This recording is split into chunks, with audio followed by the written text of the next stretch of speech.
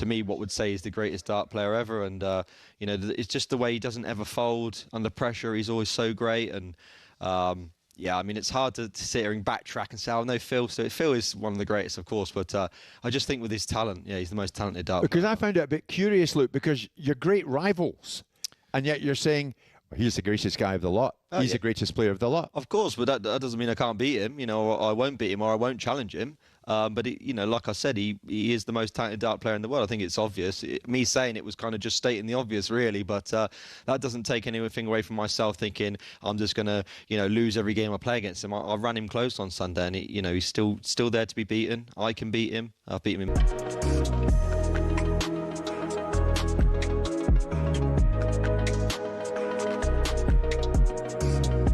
talkSPORT Sports Update, powered by the Nissan van range. Scoring a winning hat-trick of performance, payload and price. Search Nissan Vans or head to your local Nissan Van Centre. With your headlines at 1 minute past 10, I'm Nick Ellaby. Good morning. We're told Leicester's points deduction might actually help the squad. Jamie O'Hara told us about going through it at Blackpool and Portsmouth. Got together and was like, right, come on, let's have a go. The fans deserve this. They're going through the mud right now. A lot of us probably might not be here next season. But let's, as a group, let's kick on and see what we can do. League has sanctioned Leicester over PSR breaches. The 6-point deduction sees them drop to 20th in the Championship. Now, Christian Romero is still Spurs captain despite his latest criticism of their lack of transfer business. I think sometimes someone do more than one mistake, and we've dealt with it internally. Thomas Frank says he has no idea whether Romero will still be at Spurs next season. They go to Man United tomorrow lunchtime. The game is live on talkSPORT. Former Scotland lock Jim Hamilton says Rugby Union is right to have in-game adverts during the Six Nations. Hamilton's told talkSPORT scrums can take up to 4 minutes to set up and the sport needs revenue. NFL, NBA, it all revolves around advertising and TV deals. I don't think we should be thinking the traditions and the old-fashioned way of rugby because, frankly, that hasn't worked. Meanwhile, Ireland boss Andy Farrell's criticised his team's first-half display as France began their Six Nations title defence with a 36-14 bonus point victory. And Michael van Gerwen's had to apologise for swearing on live TV again. He got carried away after winning the opening night of the new Premier League darts season in Newcastle. There's more on this at talksport.com. talkSPORT News. Are statin pills as dangerous as advertised? And it's the sentencing of the so-called Suffolk Strangler today. More from the news team at past. talkSPORT weather with QuickFit. Rain or shine, our mobile tyre fitting service comes to you so you can stay on the sofa this winter. Book today at quickfit.com. Conditions apply. Mostly cloudy, rain showers moving northwards through the day. Sunnier spells likely across northwest Scotland. Hello and welcome to talkSPORT Goals. I'm taking you through what should be another busy day of football. Chance to win it! Oh!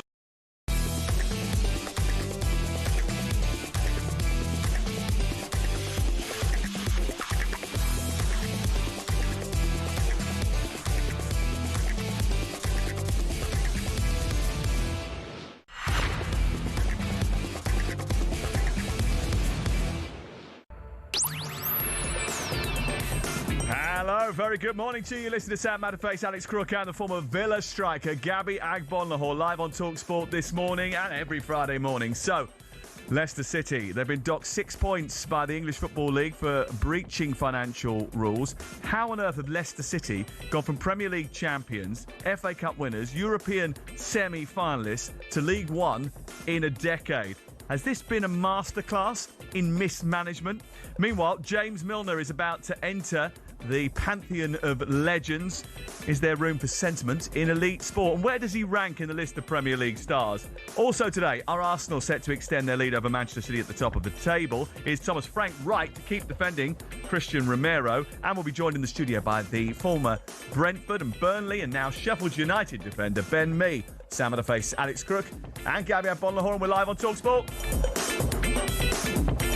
It is Friday. Thank you very much for joining us. We love being here on a Friday. Gabby Agbonlahor and Alex Crook are here as well. Now, some might think that I felt a little bit left out as these two guzzled red wine in first class on the LNER train up to their Jolly Boys outing in Newcastle this week. Or maybe you might think that I got FOMO from the free bar that Crook drained on Tuesday night into the early hours of Wednesday morning. But Gabby was texting me so prolifically all the way through and giving me such a good running commentary that I actually felt like I was there. And boy, did he have stuff to say about you, by the way. Well, I tell you what, you wouldn't have got any messages past about 10 o'clock at night because he was tucked up in bed while I was doing my company bit and entertaining the boys from BetMGM. Well, that's not what I heard. I heard that he told you off for going to bed too late. Yeah, I didn't like it, Crookie. You know, 12 o'clock should be the curfew on work trips. Not 2:30 a.m.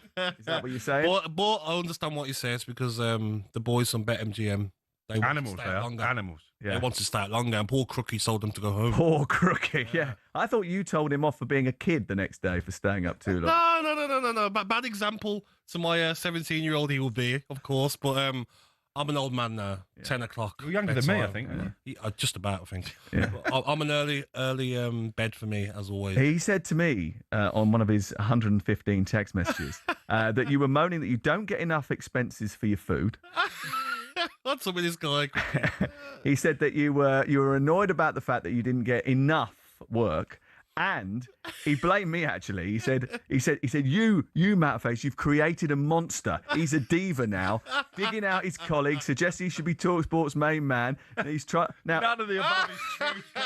Can I ask you? I've got the text messages. Can I ask you a question? Yeah. Now, is this another example of Gabby Agbonlahor walking into a dressing room and trying to disrupt it again, like he used to do when he was playing? He's trying to cause division. Or are you being a diva? No, listen, I was sat there writing my transfer blog, and he was obviously bored. He wasn't getting enough attention, so he started making stuff up to send to you. Did you need? He's been on at poor old Goldstein all week about their ratings. Did you need Dad there to keep order? Yeah, I think I did. Yeah, it's a popular man though. His phone was going off so much on the train. No one phones me, Sam. Yeah, but Crookie was on the phone. We can all sign up to AI chatbots. He was planning some golf trips as well, wasn't he? I won't go into detail. I got the lowdown on all that as well. Anyway, let's give you the lowdown on what's been happening in the football world in the last 24 hours. It's been a bad 24 hours for Leicester City. They've been hit with an immediate 6-point deduction after being found to have breached the Football League's financial rules. They've made a combined loss of over £200 million across a 3-year rolling period ending on the 30th of June 2024. PSR regulations permit a maximum of 83 over that period with adjustments for deductions. And Leicester were found to have breached the threshold by 20.8 million. The Championship club now plunged down to the bottom of the table and now outside the relegation zone on goal difference. I mean, arguably, Crook, it could have been a lot worse than this, couldn't it? We thought it might be. This was an additional charge. There was an additional charge for a failing of an obligation to provide full, complete and prompt assistance to the Premier League. Let's be clear. They tried to use a loophole to stop getting an earlier points deduction when they were in the Premier League. Leicester said it was disproportionate, but did they get off lightly? Yes. And I think Leicester as a football club have been punished for trying to wriggle out of things by trying to use, as Simon Jordan described, the sort of black hole where they were neither a Championship or a Premier League club in order to dodge the charges. They've caught up with them in the end. I know the Premier League were pushing for as many as 20 points to be taken off Leicester, which pretty much would have resigned them, I think, to League One football next season. Will they appeal the Premier League that this isn't harsh enough, the punishment? Well, that's an interesting question because I don't think Leicester will appeal. And maybe risk a further point deduction. I think they should feel they got off lightly. But just looking at their statement, and a lot of Leicester fans have picked up on this, it probably tells you where they're at as a football club. There was no real contrition from Leicester. They're still trying to play the victim for the fact they breached PSR rules to the tune of nearly £21 million. They brought a lot of this on themselves. They've made bad decision after bad decision. They've hired and fired managers with too much regularity. They've sold players, but replace them with players who aren't up to standard. And that's why we're now in a situation whereby on the 10-year anniversary of Leicester winning the Premier League, defying those odds of 5,000 to 1, 10 years to that very day is the last day of the Championship season. They could find themselves in the third tier. But hold on a second here. This all unravelled when Brendan Rodgers was in charge, and maybe before it unravelled. It has to be remembered that Leicester City were consistently disrupting the established elite. 2 seasons running, they missed out on Champions League qualification on the final day. They won the FA Cup. They reached a European semi-final. Actually, have Leicester City got a case here of being a team that have just been punished for simply showing a little bit of ambition and daring to try and disrupt the big boys? I don't think it's the ambition that's cost them. It's the poor decisions they've made since those glory days of winning the Premier League and the FA Cup. But when you look at their squad this season, the players that they've got, they're in the Premier League. Vestergaard, Pereira, Chowdhury, Mavididi, Fataru, Ayew, Cordova-Reid, Daka, Samari, Luke Thomas. All these players have been available this season. And I'd love to get a Leicester City caller on and explain how poor they've been this season with all these players available. But it's a rudderless ship. You know, unfortunately, they obviously lost their old owner, the Premier League title-winning owner, in tragic circumstance in that helicopter crash. His son has inherited the football club. I don't think he's ran it very well. You look at John Rudkin, the sporting director. There's a lot of Leicester fans who lay a lot of the blame for their demise. And they have been for a long time, by the way. This is not a new thing. They've been firing their guns on him for a while. Look at the Ruud van Nistelrooy situation. I was there when they got relegated, basically at home to Liverpool. Trent Alexander-Arnold scored the goal. I think that was Easter Sunday. They didn't actually officially part company with Ruud van Nistelrooy until June or July. That's no way to run a football club. But also, they knew they were getting relegated in January. And they only hired Steve Cooper in a fit of pique when Graham Potter said, I need a little bit more time to decide if I want this job, having previously discounted Steve Cooper, a former Nottingham Forest manager. By the way, Steve probably would have kept them up. Yeah, but he was always going to struggle to win the fans round. And that's not the way to make decisions like that, is it? Just because one manager is asking for more time, you don't go back to another manager that you've previously discounted. Lads, what has it been, a year and they've got a result? What about Manchester City?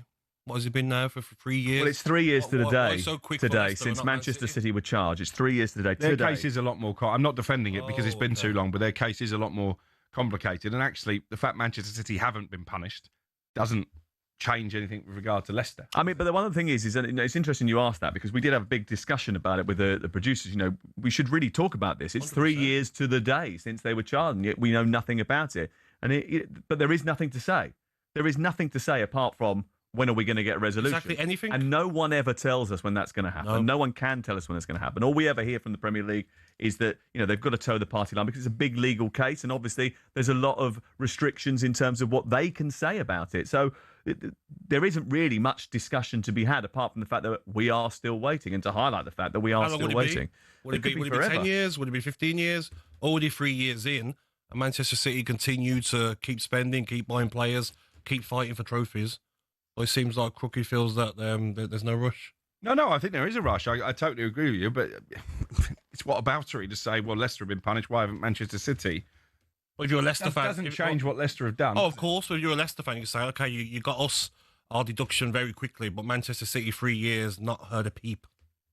I agree, and it needs to be resolved. I think it's a really bad look on Richard Masters in the Premier League. I've always said it. I've said it publicly on this radio station. It's a bad look that everything is so clandestine. We don't know where we're at. We didn't get any access to the independent. But it's illegal. It's a legal case, isn't it? And if the what's happened is that in the Premier League rules is that the rules, the way they are structured, insist that any of these sorts of disputes. Well, no, I'm just telling you what the rules are.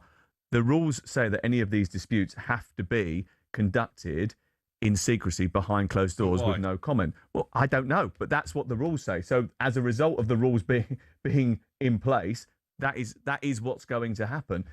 The reason it is because they want to be able to deal with it away from the glare and without everybody asking questions and pouring all over it. But you've got high-powered solicitors involved in this, as Leicester did, by the way. They hired a high-powered solicitor to get them through a legal loophole, which then got them out of a points deduction in the Premier League era, when they were in the Premier League. And that's why they're not going to get any sympathy, I don't think. And listen, I feel for the fans, because whenever you get these type of points deductions, if they end up in League One, it's not John Rudkin who suffers. It's not the owner really who suffers, albeit he will financially. The supporters are the ones who've been most. But I wonder whether Leicester fans are sitting there today thinking, this is an absolute disaster. I can't believe this has happened to us. Or do they think to themselves, you know, it's part of the ride. We've had the great time of 2016. We won the Premier League. We beat the odds. We went to a European semi-final, won the FA Cup. We challenged the established elite. Okay, so we're suffering a little bit now. But we had those high times. Or would they prefer to be a club like Charlton back in the day? Remember Charlton were back in the day, where they just finished 10th every single year under Alan Karbashley, until the fact that the fans got so annoyed with being 10th that they hounded him out, and look where they are now. Winning the Premier League, the FA Cup, playing in the Champions League. Yes, it's not very good now, but do they make a decision at the end of the season and say loads of the players that they've got on their books now they need to get rid of, Crookie? The players that maybe don't want to be playing in the Championship? Well, I think there's too many of them. From what I'm told, you know, Marty Cifuentes, was he the right appointment in the first place? he never stood a chance in that dressing room. There's some real bad eggs in that dressing room. Some of them are earning an awful lot of money at a time when the club are struggling. So it needs a complete overhaul, but that includes the board as well. They've removed the chief executive fairly recently. For me, they need to remove John Rudkin as well. You can't keep hiring managers and signing players and get worse and keep your job. I find that very bizarre. But in answer to your question, I don't think you'll get a single Leicester fans who would swap winning the Premier League and FA Cup for being a mid-table Premier League team. I'll go back to when Portsmouth won the FA Cup in 2008. Yeah. In the afterglow of those celebrations, a good friend of ours said to me, I don't care if we go bankrupt now. And I said, well, be careful what you wish for. Because it might happen. But they wouldn't take it back either, Portsmouth fans, because it was a great day in their history. And actually, not only that was an amazing day, the subsequent European campaign that we had at Fratton Park, remember AC Milan there, Ronaldinho down at Fratton Park, stuff like that doesn't happen if you don't win those competitions. I think it's important as well as a fan, isn't it, to see your team win a trophy. Even me, I'll say. And sometimes it's awful when it goes wrong. Yeah. And it is, and you do have to think about the other circumstance and the other side of it, and people lose their jobs, and that's terrible too. But you can't take away that moment, that memory. Everton, Aston Villa, 1996, last trophy. So there's a lot of fans. Can you even remember that? Yes, I was 10 and I was watching it with my brothers and my family at a local bar. No, I can't remember. At a local bar. Was that Leeds? Was it you beat Leeds in the League Cup Yes, final? I think so. Was it Brian Little? You don't even know you beat in the final? Remember, it was that long ago. Crikey. But like teams like Everton, how big was it for Newcastle to get it over the line 2 years ago, last year, sorry. They're massive moments. They're Exactly. massive moments. And you want to cherish those moments. But at the same time, you also want to protect the future of the football club. I think the fact that Leicester in that statement haven't acknowledged they've done anything wrong, it tells you where they're at as a football club. There's no sense of responsibility from that board. Okay, Leicester fans, what do you think? 03717 223344. WhatsApp us 03717 223344. You can text us 81089. Want to hear from you this morning. Leicester City hit with a 6-point deduction after breaching financial rules. League One could be their next destination. Who's to blame? 03717 223344. We're going to talk to Thomas Frank soon. We're going to talk the title race because Arsenal and Manchester City got huge games this weekend. And Manchester United take on Tottenham live on talkSPORT tomorrow at 12:30. And there's a big game tonight on talkSPORT, Leeds against Nottingham Forest. If you want a preview to it all, you're in the right place.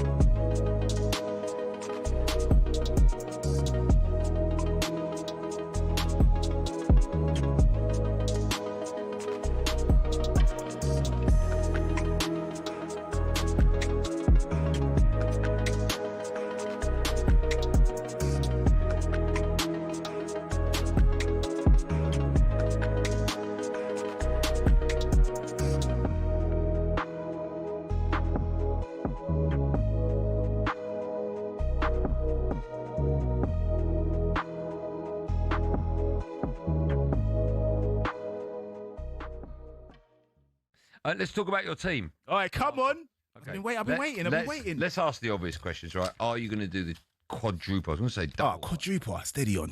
No, are you going to do that? I'll tell you why I asked, right? It pains me to say it. I think the league's done, right? And I think if you win at the weekend, you've got Sunderland at home and Man City got Liverpool away. And Villa got Bournemouth away. Okay. If you win and they lose... I'm not worried about Villa. No, I wouldn't be. But I think it's pretty much done, but that would confirm it for me. You're in the final of the Carabao. Come on. Right. Come on. I've got Chelsea boots on today. I should have stepped in something yesterday. Would have gave him some good luck, but obviously it didn't. So we got the Chelsea. You're one of the favourites, if not the favourites, for the Champions League. And the FA Cup at the moment is a little bit too early. What was it, fourth round? But are you fancying it? I think quadruple is a big leap. I think personally, I think the league is our priority. Quadruple it's on the cards, but I think one step at a time. We're in the final. Yeah. Let's get the cup nice and early, May 22nd down at Wembley. How important is that cup to your season? I think it's a big. You know what? People trying to play it down like, oh, it's just the Carabao Cup. No, it's not. You saw the guy crying yesterday when they lost. I think if we get this cup nice and early, it's just the whole morale and the whole team spirit. It's just going to give us such a big boost to go on and do the rest. So I think it's nice and early, March 22nd down at Wembley. Let's get the cup in. And then we chase the rest. But it's an important cup. And I think the league, the whole season, everyone's been on, oh, you got the best squad, you're going to win. I've been kind of on the fence. Because we've been here before. Yeah. I mean, the squad, obviously, Hello and welcome to talkSPORT Goals. Been taking you through what should be another busy day of football. Chance to win it! We don't need to do that, guys. I'm going to owe you an apology. How would you get to that conclusion? That's a weak mentality. Oh, get out of it.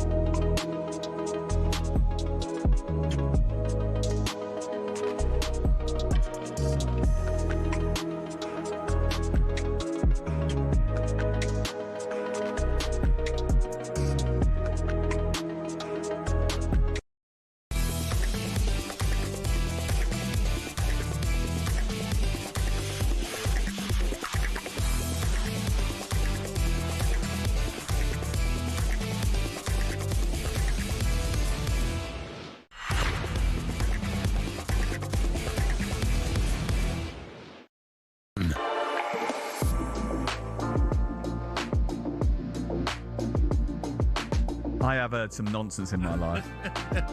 A lot of it comes out of his mouth. You've come dressed as me. No. You used to dress like me. And now I've just put on a similar outfit. You don't normally wear a blazer, though, on this show, do you? I usually wear a blazer on this show Monday to Thursday when I sit in for gym, but when I come in on a Friday, it's a slightly different little relaxed vibe. But I've got a meeting later. I think he looks. Oh, you got a meeting later. There we go. It's not the crooky look, is it? It's not the crooky look. It looks actually quite fashionable. Yeah. Looks like a clean white t-shirt. Yeah, I was going to say that would never happen.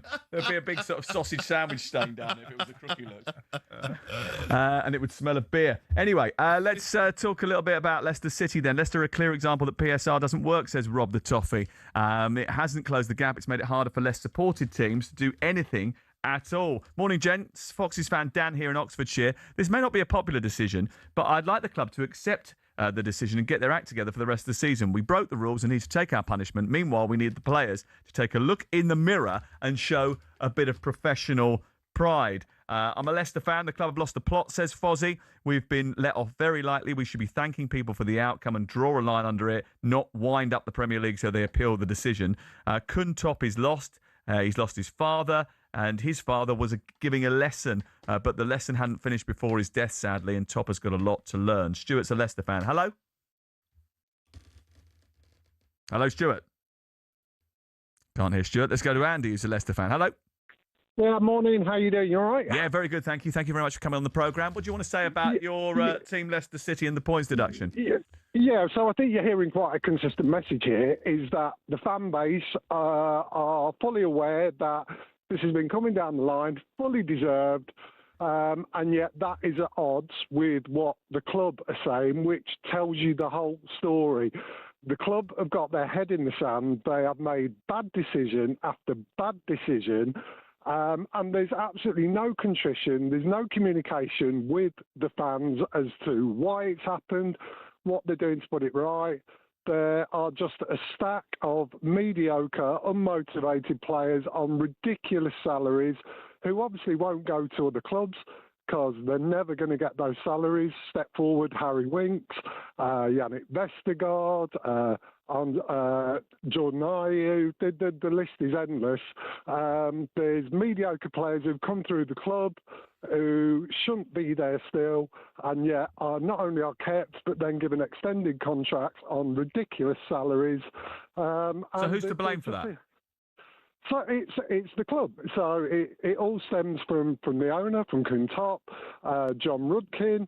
There is nobody at that club who is, to my mind, and to a lot of fans' views, are just saying, do you know what, we've got this wrong, we've got this massively wrong. And that's reflected in all the statements. There's no sort of acceptance, there's no acknowledgement of that. And yeah, we're just really annoyed. And regards League One, I think it's coming because I know Gabby mentioned that list of players. They're not motivated. Yeah. They're not leaders. They don't care. They're on big salaries. They'll just go somewhere else. Yeah. And yeah, I honestly think we're heading to League One. It's quite a depressing situation, isn't it? And Katie, the Leicester fan, it says any Leicester fan with a finger on the pulse knows that this has been coming for the last 5 years. Top has destroyed the club and has ruined everything that his father created. His blind and naive loyalty to John Rudkin has been his downfall, along with the taking his eye off the ball and devoting his time to playing polo. The downfall is on both of them, along with Brendan Rodgers. He needs to sell up, and soon, else administration is on the horizon as well as League One. That's from Katie. I think when you've got a challenge like now for Leicester to stay in the Championship, you do want young players that are hungry, you know, that want to get contracts, that want to get better pay, they want to get more experience playing. Some of the players that I mentioned there probably feeling sorry for themselves in the Championship, arguing with their agents, why haven't you got me out in January? Why can't I get a move? On big money and not motivated. Do you know what? It's quite concerning, I think. If you're sitting here listening to this morning, we don't get any Leicester fans that are rearing up and saying, this is ridiculous, can't believe we've been punished, we should have been rewarded for trying to break the elite or whatever. No. The view is that the club is being run poorly, and it's a unanimous reaction. We haven't had anybody turn around and say the opposite. Alex is on the line now. Hello. Hiya. I'm going to say the opposite. I think in top we trust still, really. You having a laugh?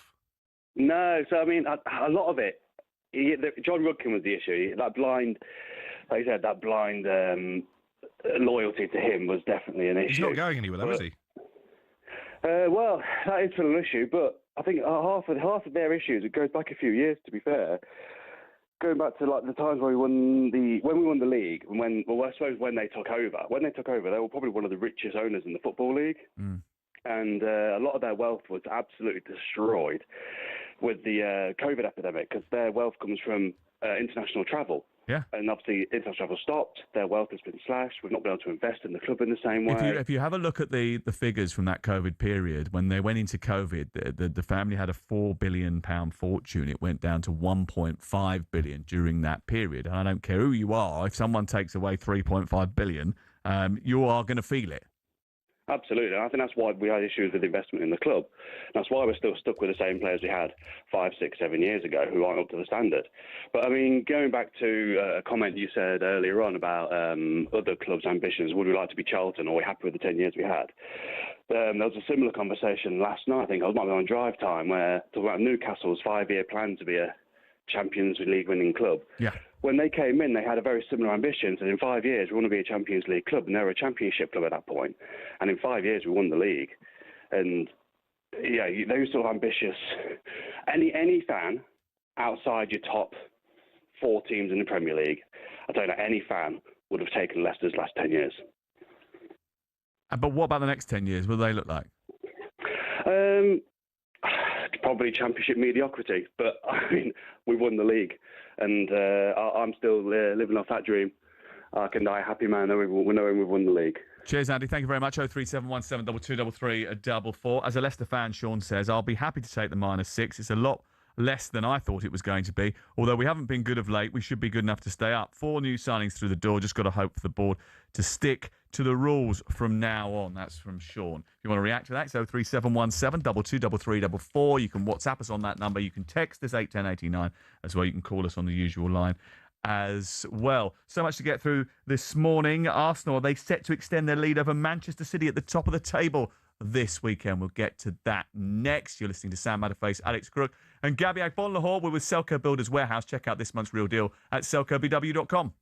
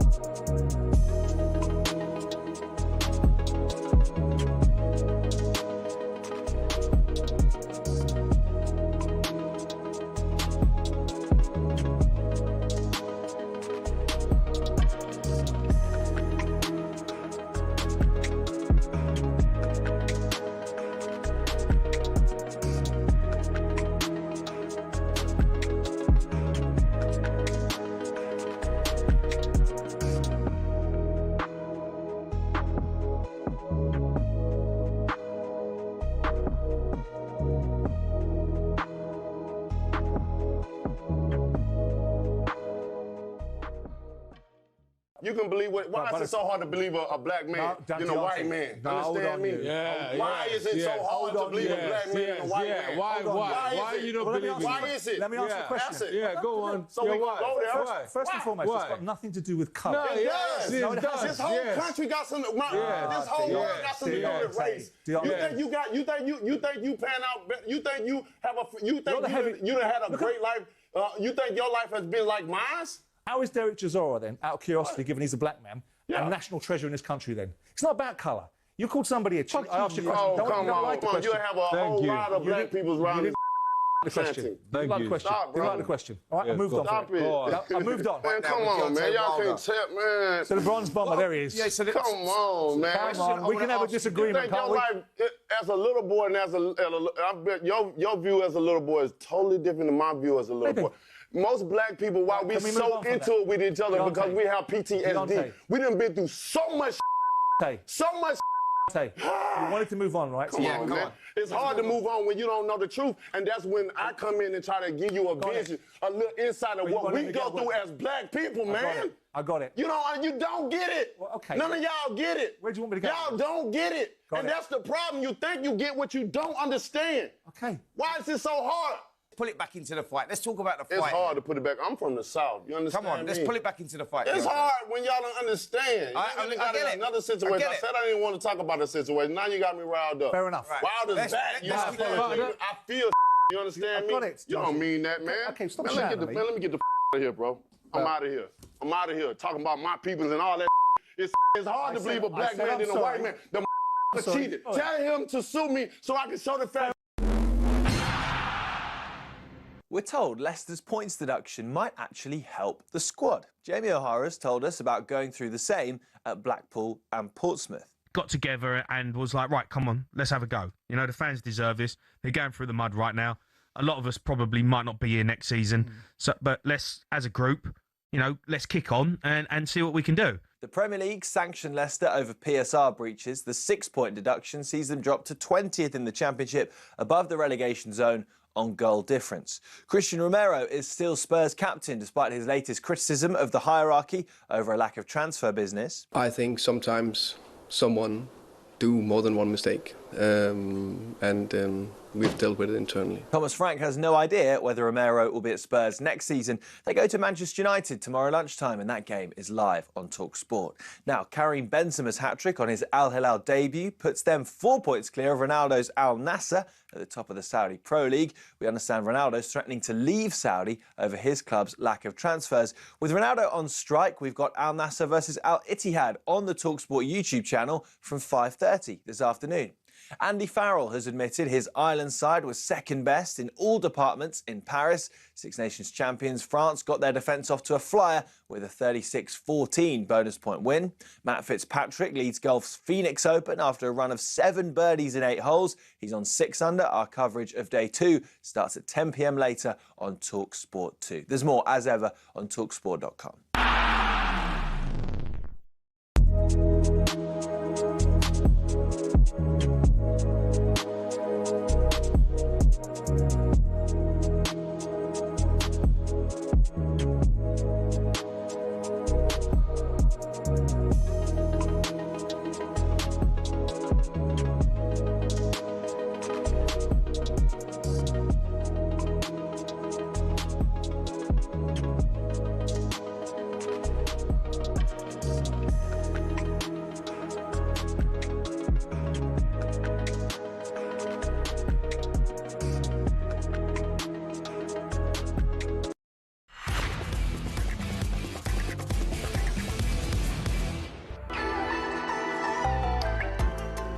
Good morning, it's Sam Matterface with Alex Crook and Gabby Agbonlahor. Fresh from qualifying for the Carabao Cup final in the week. Arsenal welcome Sunderland to the Emirates Stadium with a win in 7, Sunderland away from home.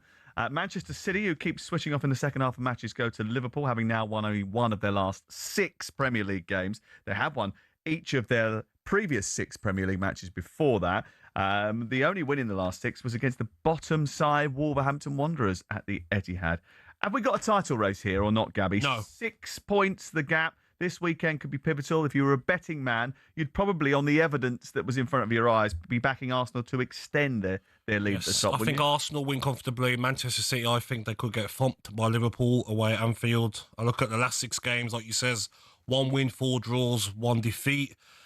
But I look at Arsenal's last 6 games, 3 wins, 2 draws, 1 defeat. They were very good against Leeds away, comfortable. And you look at the recent Carabao Cup game against Chelsea, comfortable defensively, so many players to rotate as well. I don't see a title race. I see Arsenal start to stretch their lead now. Is this a moment for Victor Gyökeres to shine? 4 of Victor Gyökeres' 6 Premier League goals this season have come against the promoted sides. Yeah, it's probably a good game for Gyökeres.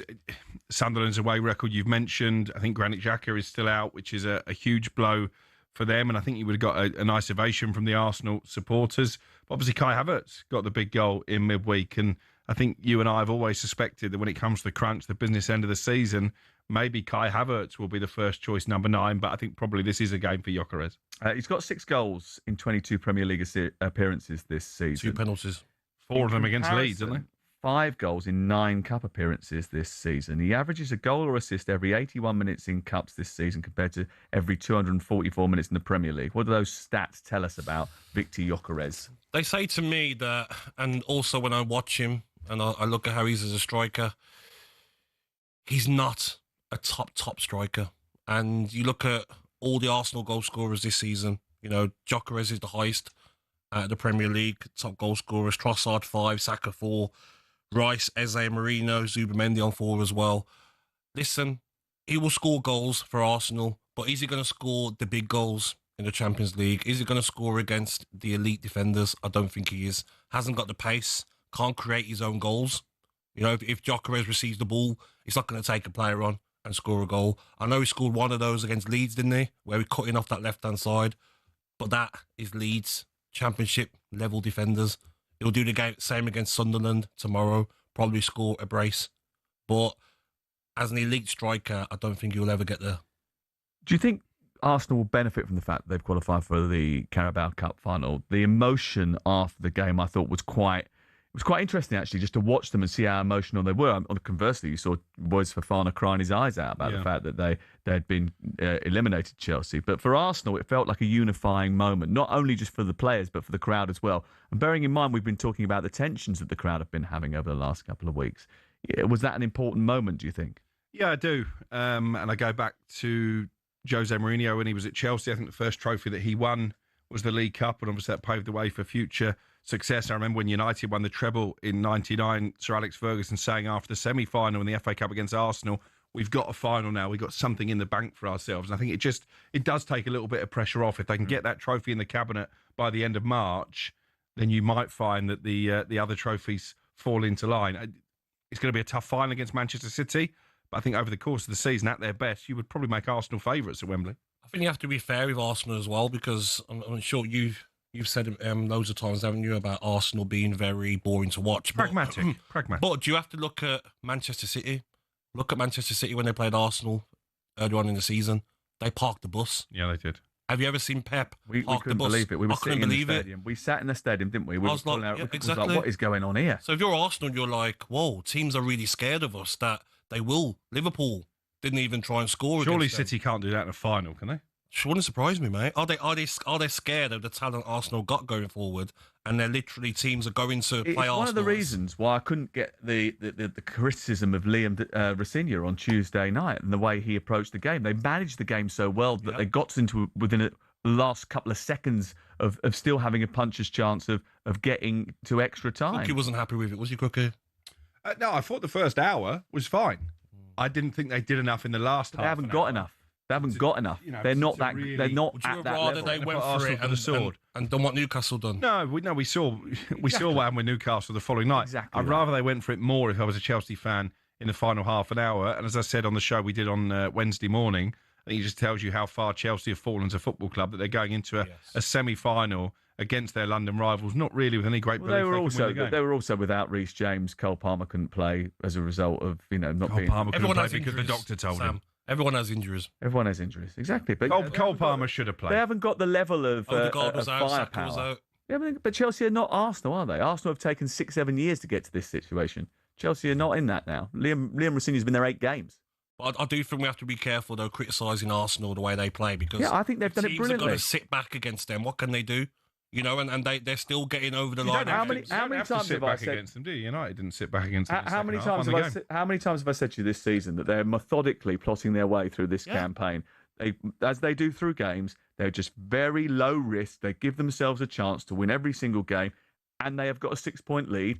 They've got brilliant figures in the Champions League. Yep. They're in the next round of the FA Cup. They're in the final of the Carabao Cup. I mean, they could go on a historic season. Of course they can. Of course they can. And the fact that he plays... Why are you raising your eyebrows? It's possible. Yeah, it'd be a nightmare.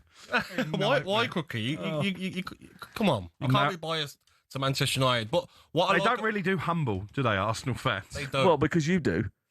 But Sam, what's funny about Arteta is that he's got Luis Skelly and Calafiori available, but he'll play Hincapie left back because he's more defensive minded. To be fair, Timber, no one gets past Timber. But Timber's great going forward as well. Exactly. Brilliant on the inside right channel, getting up and helping the attack. Calafiori's a brilliant attacker, actually, playing from left full back. And I'll tell you what, they've missed him since he's been out. They've lost that attacking dimension, as you mentioned, because Hincapie has been playing there. But I think he's fantastic. Calafiori. I think their squad's fantastic. I think that's why they're going on. Well, I had the argument with an Arsenal fan yesterday, and I says they should be winning what they're winning. I think it was when we were in Newcastle, Cookie, we had Arsenal fan on. They should be winning the Premier League with the squad they've got available. They probably will. Ranieri couldn't make the match day squad. Okay, it's going to go to Marseille. They've got that many good players for each position. They should be winning the big trophies. Conversely, Erling Haaland, 2 in his last 11. He failed to score in all 3 of his Premier League away games against Liverpool. He comes up against Virgil van Dijk and Ibrahima Konate at the weekend. Is there a case to drop him for Omar Marmoush, who scored twice in midweek? I think there is. Yeah, I mean, he had one big chance against Spurs, didn't he, when Romero made the mistake, put it onto the roof of the net. He isn't firing like he has previously. Marmoush has come into that game against Newcastle. He scored twice, albeit the first one was more than a little fortuitous. But if you are Omar Marmoush, I think you're knocking on Pep Guardiola's door and saying, come on, give me a chance in the big game this weekend. And if you're Marmoush, you go in and say, Gaffer, no play from open goal since late December for Haaland. No play from open goal. No goal from open play, sorry. No play from open goal. Is that your new podcast? The Gabby Agbonlahor story. No play from open goal. If it was, Crookie would join it, wouldn't he? Yeah, he would, He loves the podcast. He hasn't been on a podcast today. But only one penalty in 7 Premier League games, and that was against Brighton for Haaland. He's not at the form, the level he should be at. So Marmoush, for me, should start the game. He missed a couple of good chances, didn't he, in midweek as well, although Aaron Ramsdale probably needs a little bit of credit for making a couple of good saves at the Etihad Stadium. Ugo Ekitike conversely scored twice in the last game against Newcastle. Florian Wirtz scored one of those and made an assist in that 4-1 win last Saturday live on talkSPORT. You did. You Don't did. do that. You actually get you banned. You'll definitely have no play from open goal if you keep doing that. It's because Ekitike is so good. That's what. How much trouble will he cause Manchester City? A lot of trouble. Gahey will obviously add some solid to that defence, but I'm not sure about Kushinov. I'm really not sure. Yes, he needs time, but if I'm Ekitike, I'm targeting that right-hand side of Manchester City's defence. Nunes, a right back. It's quick, though, Kushinov. Yeah, but it's not just about being quick, is it? What's he as a defender? Well, he's 21 years of age. I think he'll develop. But I think he does make mistakes. We've seen that. But I think he's got... Who do you target on Sunday if you're Ekitike? If you're Gahey or Kushinov? I think you'd pull into that channel between Nunes and Kushinov. Yeah. I'll tell you what, I was just thinking there when you were talking about Haaland and Ekitike, the race for the Premier League Golden Boot is interesting this season because there aren't many strikers who are firing. You've got Dominic Calvert-Lewin is 5th at the moment with 9 goals. Harry Wilson is only 1 goal behind him. Guimaraes is in there. Enzo Fernandez is in there. Jared Bowen, who's not really a striker, is in there. Yeah, Thiago is 2nd to Erling Haaland. Semenyo's 3rd with 12 goals. So it's not a vintage year for Premier League centre-forwards, is it? It's not a vintage year for centre-forwards, is it? It's just centre-forwards are just so hard to come by, which is why we're spending a lot of money on players that probably back in the day. I mean, how much would Gabby be worth? What do you think, Alex? You covered my career? 20, 30 grand? I mean, sorry. 20, 30 quid. No, but... Well, Crookie, go on. I reckon I commentated on a I think I commentated on that winning goal you got at Old Trafford. Oh, really? I think I did that. What's the score in that game, Alex? Was it 1-0? It was 1-0. Gabby header? Yeah, thank you. At the scoreboard end? Wasn't it Stretford end, was it? No, it was Stretford end. Was it Stretford end? Indeed, there you go. It was a long time ago now. How many years ago was that? Shasta fans as well. How many years ago was that? Was that your only goal that year? Yeah, no, I got 2 more in the cup.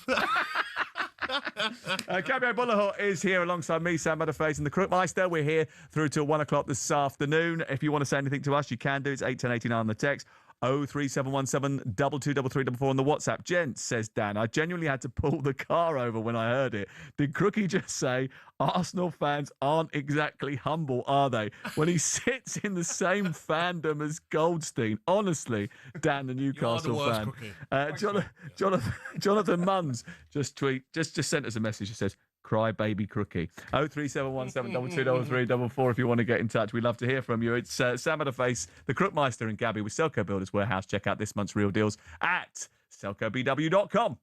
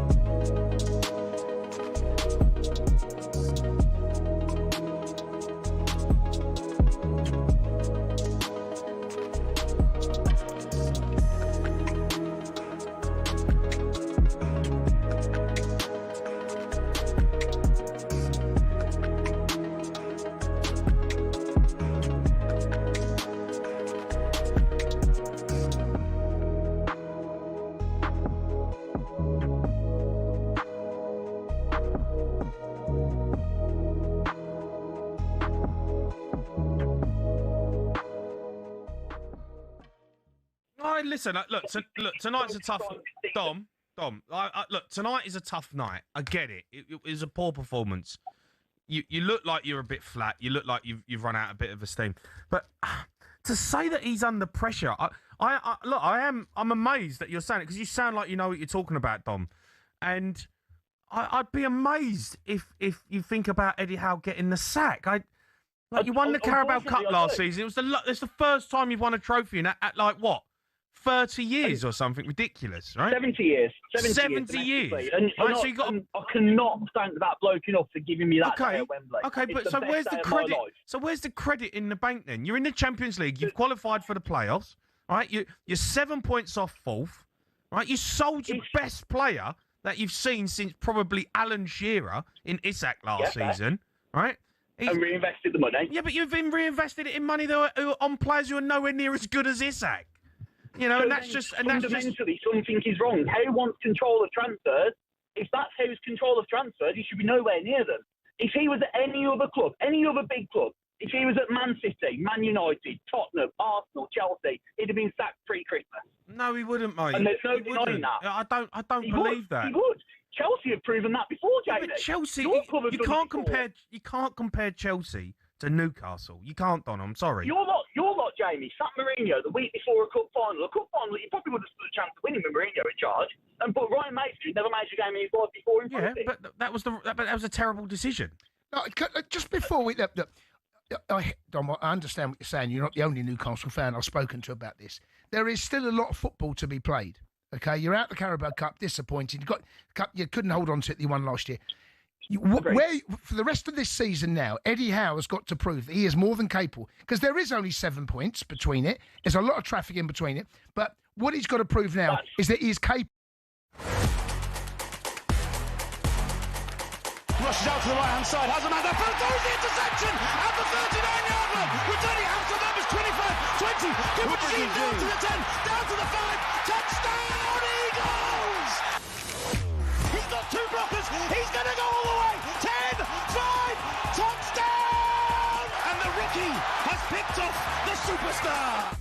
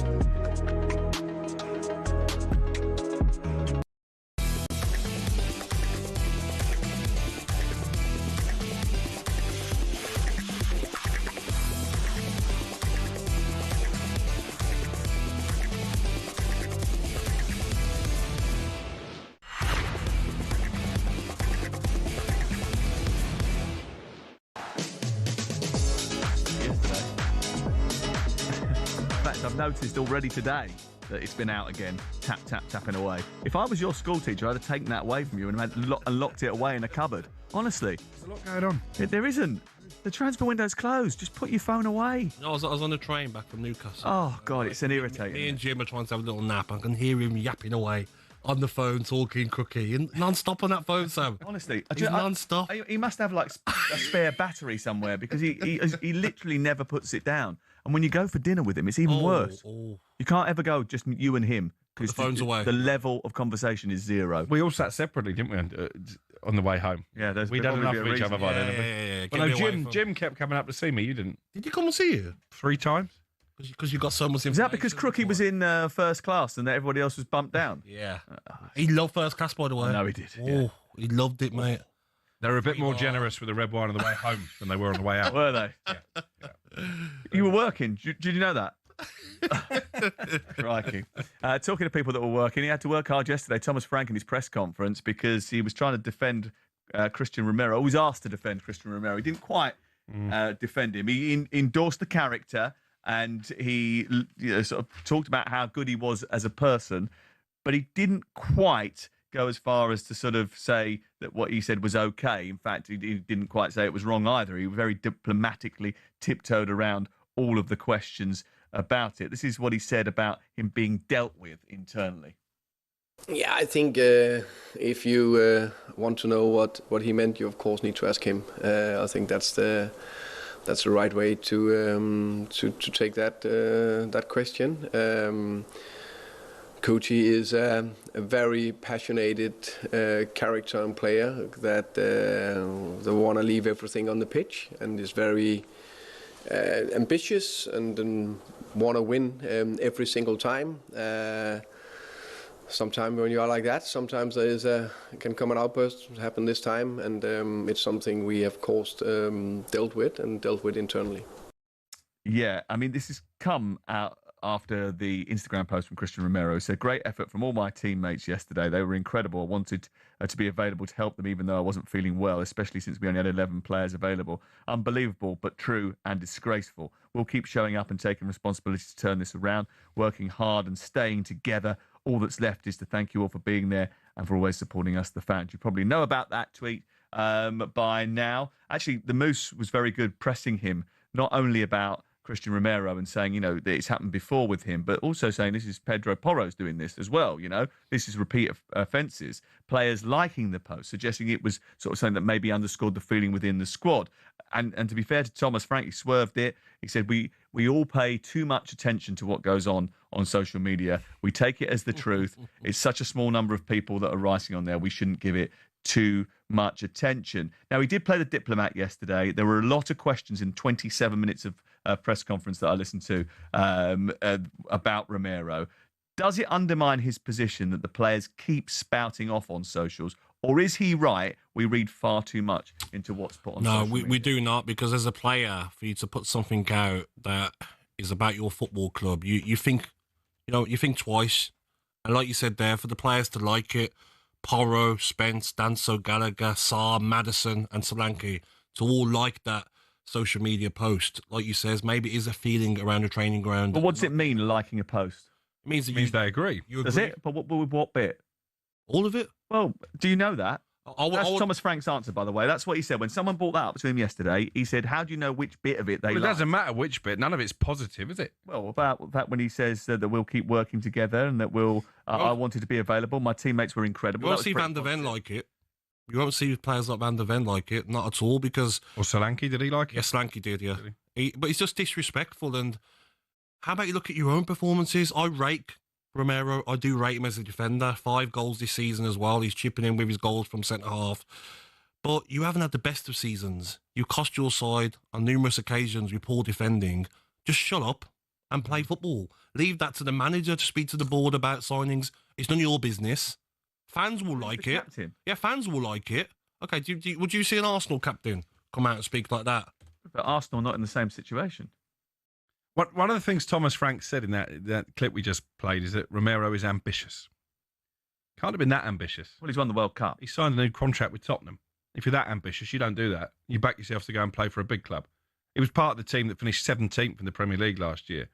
He was described by our own Stuart Pearce as a liability in the previous meeting with Manchester United. He isn't that good a defender. I don't think he's that good a character. And I think he should have been stripped of the captaincy. This is not how a captain of a Premier League football club should be behaving. Well, he's a Europa League winner and a World Cup They beat final the dog and winner. duck in the final. Well, they didn't bring the dog and duck in the World Cup final, did they? They beat France. But well, Sam, Jimmy Traore won the Champions League. Doesn't make him a legend of football, does it? Saying he's a legend, he's just saying that he's not a bad footballer. You think he's overrated, and I think he's So got. does some Stuart Pearce. I'll I take think Stuart Pearce's view over mine. I think he's got great qualities. I think he's just a little bit sometimes too eager, and sometimes his ego gets the better of him, and he wants to go and do everything instead of being disciplined. There's the point that you've made. He's rash on the pitch. He gets too many bookings. He gets too many red cards. He gets caught out of position too often. And he's clearly overly emotional off the pitch. And you use the word ego there. Speaking of people who know what goes on in that Tottenham dressing room, there are too many egos. There are too many players there who feel they should be playing for far bigger clubs than Tottenham. And I think therein lies the problem. Tottenham are a big club. But when you're winless in 6 Premier League games, maybe some of these players that are like in post, Romero himself speaking out, concentrate on getting back-to-back wins. It's all optics. Do you know what it is? It's nonsense. You're right. The fans will love it. The fans loved it when the players were getting involved with Ollie Watkins after you dumped him out the FA Cup. Yes. It's all fake. Do your talking on the pitch, not off it. This weekend, go and put in a performance. Go and beat Manchester United. Well, they usually do, don't they? Do it next weekend. Not this the one weekend. after. Sorry. They're unbeaten in 8 against Manchester United. They usually turn up again. It's probably why Crookie's got such a problem with them. But I just look at some of the players now. Solanke, it's been great for him to come back and score 4 in his 9 appearances this season since his injury. But other players, do you talking on the pitch? Romero, I agree with you. I'd love to play against him because if the ball comes into your feet, he's going to come. He's going to come and try and win it at every opportunity. A little 1-2, you're in behind him. Very good defender, but wants to win every ball, which you can't as a centre-half. 03717 223344 Spurs fans. Crookie, right? Is he overrated, Romero? Should he not be the captain anymore? Who should be instead? And if he had ambition, he should have signed a contract with somebody else apart from Tottenham. That's what Crookie said. What do you think? 03717 223344. That's the number to call. We'll talk Manchester United's run as well in the next few minutes. Can Carrick overcome Manchester United's recent hoodoo against Tottenham? Get involved.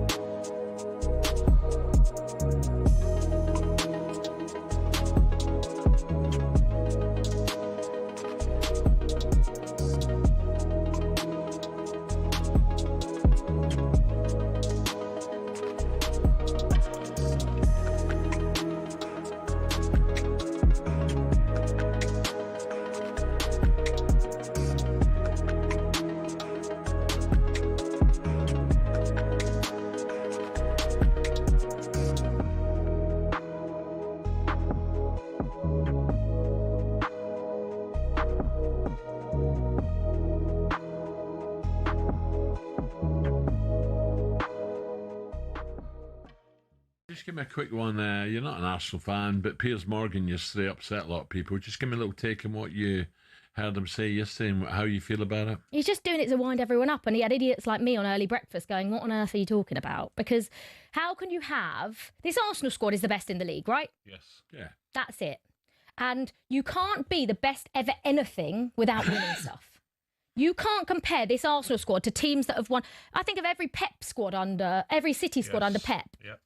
That has actually backed it up by winning things. What have Arsenal do? But it's an if. You can't come out and say that now when they've won zero. They've won the FA Cup. Yeah. We will see come May what happens. But even if they do win a couple of trophies, is that the best ever squad assembled? No. Have you looked at Barcelona under Pep Guardiola? Have you looked at Real Madrid squads over the years? Like bringing on, I think man for man. Bringing on Leandro Trossard and Gabriel Martinelli to me doesn't equate to the best ever squad. But they've got probably 25 top players. They had to let Wanyeri go on loan. But that was the wrong decision. I know, but that was the wrong decision. I think I have to sort of agree with Pierce. It's the best ever. Yeah, because of in like world football, Gabby. Because of quality and numbers. That's what I mean. In like they've got 2 teams. You're talking about right now. Right now, yeah. Comparing that to teams that we've seen in the Premier League, I saw the 2010-11 Champions League final. Carlos Puyol was on the bench for Barcelona. as was Thiago Alcantara. But did they have 25 top players? But I'm talking about the Arsenal squad. That Man United squad was ridiculous. The players they had on the bench. I don't think they had 25. I'm talking about like the quantity of players. So do you think the Arsenal squad now is the best ever assembled in world football? For numbers, for top numbers. No, we're not talking about numbers. I'm talking quality. For numbers and the quality of those players, the kind of we'll come back to this. I was worried with the lights, blinding me, making me dizzy. They're making me dizzy. talkSPORT Sports Update powered by the Nissan Van Range. Commercial vehicles built around your business. Search Nissan Vans or head to your local Nissan Van Centre. With your headlines at 11:01, I'm Nick Ellaby. Good morning. Eddie Howe is news he could step down from his job at Newcastle is news to him. He's asked how long he'll be in charge. Who knows? As I always say, I don't know. I don't know. My length of time here, I've got no idea. I just try to do my best every day until told differently. Anthony Gordon's hamstring is the latest addition to Newcastle's long injury list. He'll miss the Brentford game tomorrow. With James Milner on the brink of equalling the Premier League's appearance record, his former England teammate Ben Foster's compared him to Ronaldo. So we asked, who's more professional? Oh, they're the same. I promise you, they're exactly the same. First one's in, everything crossed off, ticked off, in the gym, stretching, yoga, do your training sessions, last one to leave the training pitch, and then getting all the rub-downs and massages and cool-downs as well. Liverpool legend Mark Lawrenson says Arne Slot is putting more pressure on himself by talking too much, but he's not quite setting Liverpool up quite right. If you ask the majority of Liverpool supporters, they'll tell you that when he changes it, it doesn't exactly make it any better at the moment. Liverpool host Man City on Sunday. And former Scotland lock Jim Hamilton has no issue with new in-game adverts during Rugby Union's Six Nations. Scrums take a minute, 2 minutes, sometimes 3 or 4 minutes. Why would you not monetise that and leverage that opportunity in a sport that needs more revenue? ITV viewers are getting one in-game ad during each half. We'll have updates from Wales versus England tomorrow afternoon. There's more at talksport.com. talkSPORT News. We're hearing the cholesterol-lowering drugs known as statins aren't as dangerous as previously thought, and no end in sight after parts of the UK see rain every day so far this year. More from the news team at past. talkSPORT weather with QuickFit. Today it's raining tyres in our centres, including top-notch brands like Pirelli. Visit your local centre or quickfit.com and book today. No end in sight indeed. Mostly cloudy as those rain showers move northwards through the day. Sunny spells only likely across northwest Scotland.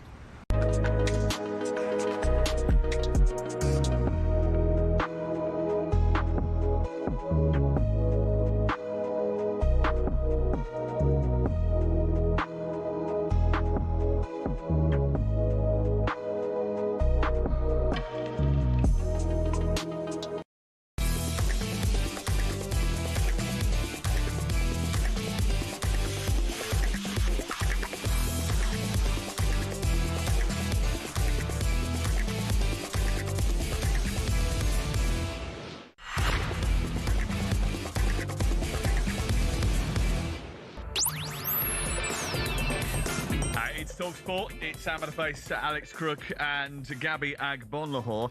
The good news for Crookie is that during that news bulletin, there, sports bulletin, somehow in this high-tech studio, the computer that does all the messages got kicked over. So I haven't got all the messages. Now, I've seen them outside, and to say they're vitriolic is probably an understatement. However, I can't read them because they're not here, sadly. Although the ref says that the Romeo ref is going to send me some on text message. So I'll get to them in just a second. But you have hit a nerve, I think, by your comments on Christian Romero. So let's speak to Mick, who's a Spurs fan. Hello, Mick. Hello, Mick. Good morning. How's the fun boy through this morning? Yeah, we're having fun. We're always having fun on a Friday, as you well know, Mick. What do you want to say? Salty don't change from week to week, does he? Got beat by the dog and duck in Bilbao. It was the dog and duck against the Red Lion. The Red Lion won.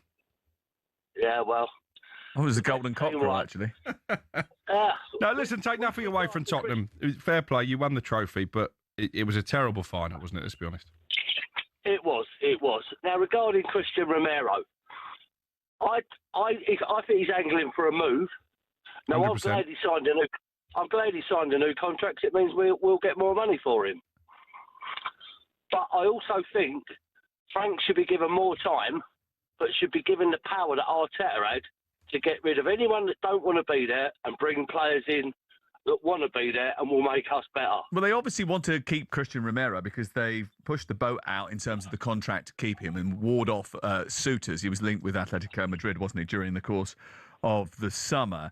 But do you not think he's got a point in terms of coming out and highlighting the fact these players are going out there week in, week out? They're trying to play for Tottenham. That they haven't got the resources that other clubs have got. They haven't been furnished with extra bodies. This is not a new thing. He's been saying this since 2024, and he obviously feels as if he's been let down by the club, and maybe that promises were made and not fulfilled in terms of driving the squad forward. And he's fed up with getting all the stick for it, and now he wants to point. Listen, the other week we did a podcast, the Premier League All Access podcast, and we said one of the things we have to do in 2026 is start looking at sporting directors more rather than head coaches and players, because the players, the head coaches, they get a load of stick, but the sporting directors sit up there, never answer a question, and they're the ones who decides who comes in and who goes out. So maybe he's just fed up with that, Mick.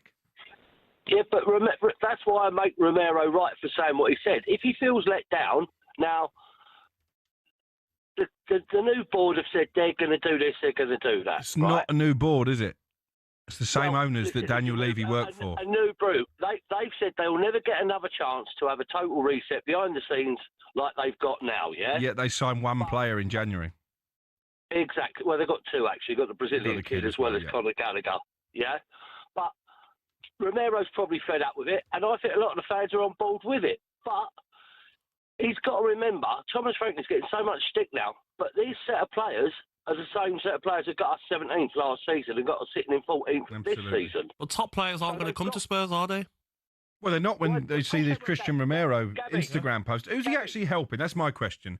Who benefits from this Instagram post? The transfer window's shut. Well, it shines a light on the board. It's putting pressure on the board to step up, put their money where their mouth is. The transfer window's closed. Yeah, because most people turn around and say, if you speak to Thomas Frank, as yesterday the Moose went down and did that, he says, if I wanted to just go and spend loads of money and bring players in the January transfer window, I'd have played Football Manager. I can't do that the January transfer window. Who's going to join them? Materially bring better players in. Well, Conor Gallagher has just joined. Yeah, but who's going to join them in the summer when they've got no Champions League football, probably no European football? You don't know. Big players aren't going to come. They've got a relegation battle, not a top 5 battle.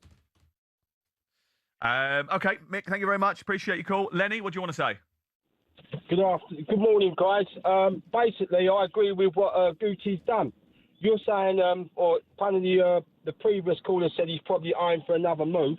I think the reason why he signed a new contract in the summer, when Atletico Madrid was sniffing, he was probably told that players would be signed, and we haven't. We keep signing potential. We don't need potential. We need players that's going to hit the ground running like we have with Kudus, and that's why Conte threw a big shout out after we got defeated when we lost to Southampton. Kudus hit the ground running. Sorry? Did you say Kudus hit the ground running? He did hit the ground running when he first started, Gabs, but he was, because he's the only decent player we've got really nothing substantial on the left hand side. We sold Harry Kane. Right, we've got Solanke in. He's a great player. I think he holds the ball up, and you've seen what he can do. Now he's come back. You'll see the best of Xavi, because Xavi's he's a step ahead of the other players. But what's his name? Our player, the forward, Solanke's on his level, like that run he made the other day. But Kudus was overplayed. We keep, so we lost Harry one season, 30, 40 goals and assists. Then we got Sonny left the other season, and we should have bought a like for like. We should have gone out and spent 50, 60 million. So we've got. Why if they don't want to come though? I was going to say that. Sorry? Why if they don't want to come to Spurs? We haven't really gone in for no one, Gags, have we? Went in for Semenyo, you did. He said no thanks. And you offered him a huge pay packet, Semenyo. I know that for a fact that you were more than competitive in terms of the salary you were willing to pay Semenyo, but he didn't want to come. Yeah, but if you're Semenyo, you had the pick of all of the clubs at the top. That's what I mean. Well, you're not going to go to Tottenham, are you? But if you're Tottenham, you've got to make sure you're shopping in a market where Tottenham seems an attractive proposition. That's to do with your recruitment and your targeting. Yeah, but I think Tottenham fans feel that they're capable of attracting a like-for-like replacement for Harry Kane. They're not. They're not. And that's not me. That's not me bashing no, Spurs it's again facts. because you've It's built this up. facts. I've got an agenda. I'm just a realist when it comes to Tottenham. Stop trying to make out that we build it up, that you've got a massive agenda against them. You're the one who said if he has any ambition, he should have signed a contract with somebody else and not Tottenham Hotspur. How can That's you, not us building it up. How can That's you sign a saying new it. contract and then complain about the hierarchy? Well, because if the new contract, when you were having discussions about it before you signed it, it was during those discussions you were promised that they were going to invest in the squad and then they didn't, then you can have a go at the hierarchy, can't you? Well, Sam, if you're a top player, would you sign for Spurs? If you've got Man City, Liverpool, Arsenal, No, because Villa, you're going to go to someone who's competing for the top prizes, and Tottenham aren't there. They thought they had Eze. Yep. And then Arsenal come calling, and very quickly he ends up on the red side of North London. Interesting, Thomas Frank was saying you need to ask those questions of Romero. Do you think Tottenham will put Romero up for interview after this game at Manchester United? No. No chance. Mitchell in Teesside said, did Crook just say he's not a good defender? Argentina's best defender, ? And Gabriel? Gabriel. He's yes, talking Gabriel, about you. please. Gabriel. Gabriel. He's not as good as Tottenham he just fans needs think a cuddle, he says. I need a cuddle. Yeah. Romero needs a cuddle. You do. No, listen, I like Romero as a defender, but he does go in too aggressively and try and win the ball. I agree with that. Chance. I agree with that. But he has got qualities. If he's coached properly, could he be a better defender? 100%. Now you're having to go at Thomas Frank. And his mentality, can he just be told to calm down? You're not always going to win the ball. No silly fouls. And sometimes he can be really lazy on the ball and too casual. But for Crookie to say that he doesn't rate him as a good defender, he is a good defender. He's not world class. Tottenham fans think he's world class. And I know he's won the World Cup. He had Messi in the team, to be fair. He had Martinez at that time, the best goalkeeper in the world behind him. I don't think he's a world-class player. I think he thinks he is, and maybe that's part of the problem. They play Manchester United tomorrow. Manchester United, 3 games in a row they've won under Michael Carrick. What game are we expecting tomorrow when these two meet live on talkSPORT at 12:30, Gabby? Because Manchester United been very good when they've been the team that don't have possession of the football and then have got to try and counter-attack. But last week, I think we saw them against Fulham where they got themselves into a good position, but they weren't. It wasn't a perfect performance, and they almost threw away that 3 points that they garnered. But you always expected them, even though it was a last-minute goal, to come and get that winner the Manchester United way. And I think they haven't beaten Spurs in 6 Premier League games, have they, Manchester United? So it could be a draw, but I just look at Mbeumo, look at Cunha. He's really in great form. Shesko coming on and scoring as well. That was good for him. And they look organised now, Manchester United. They look steady. He looks like he can play the same team week in, week out. Maguire's looking good as well. I think they'll have too much for Spurs. And it wouldn't surprise me if Spurs crumble after Manchester United score early. I'm not as confident as Gabs. Well, hold on. Surely Manchester United should be thrashing them to one side, saying unbeaten in the last 7 Premier League games, Cookie. Yeah, but Manchester United. Spurs beat United 4 times in 3 different competitions last season, and as you know, I'm still haunted by that Europa League final. Romero will probably get the winner. Listen, United should win. They're flying high in confidence. You mentioned the forward players they've got. Obviously, Spurs have still got players out injured, so United should win the game, but they've struggled to do that against Spurs in recent meetings. Lawrence from Chiswick says, there a Crook goes again with his anti-Spurs stance. Maya, our assistant producer who's sitting in the back row today, went absolutely crazy when you said that they weren't a big club. And Tops Off Tope, who's a big Manchester United fan, a little bit sceptical about what's happening tomorrow. Yeah. That's just because of the record last season. It's just because of the record last season. But they're playing well. Fulham was probably the worst of the 3 games under Carrick, but they still found a way to win. And you'd imagine he'll pick the same 11 again. Fulham have been in good form. I agree. Fulham are a good side. It wasn't an easy game against Fulham. You think he goes with the same team? Yeah. Should do. I'd imagine so. Yeah, Mount's not going to be back. Delict's not back. So as a result of that, I think... And Shesko on the bench, despite getting the winner. And also, Crookie, if you're Manchester United and you're Michael Carrick, Liverpool beat Manchester City, Manchester United beat Spurs, it's 3 points. Yeah. The difference. Well, it's massive for Manchester. He's teasing me with that, didn't you? No, but it's crazy to think. The other thing about Manchester United is that obviously there's a lot of talk about what happens next. And actually, interestingly, Michael, in his press conference yesterday, he was like, he's playing everything down very sensibly, I think.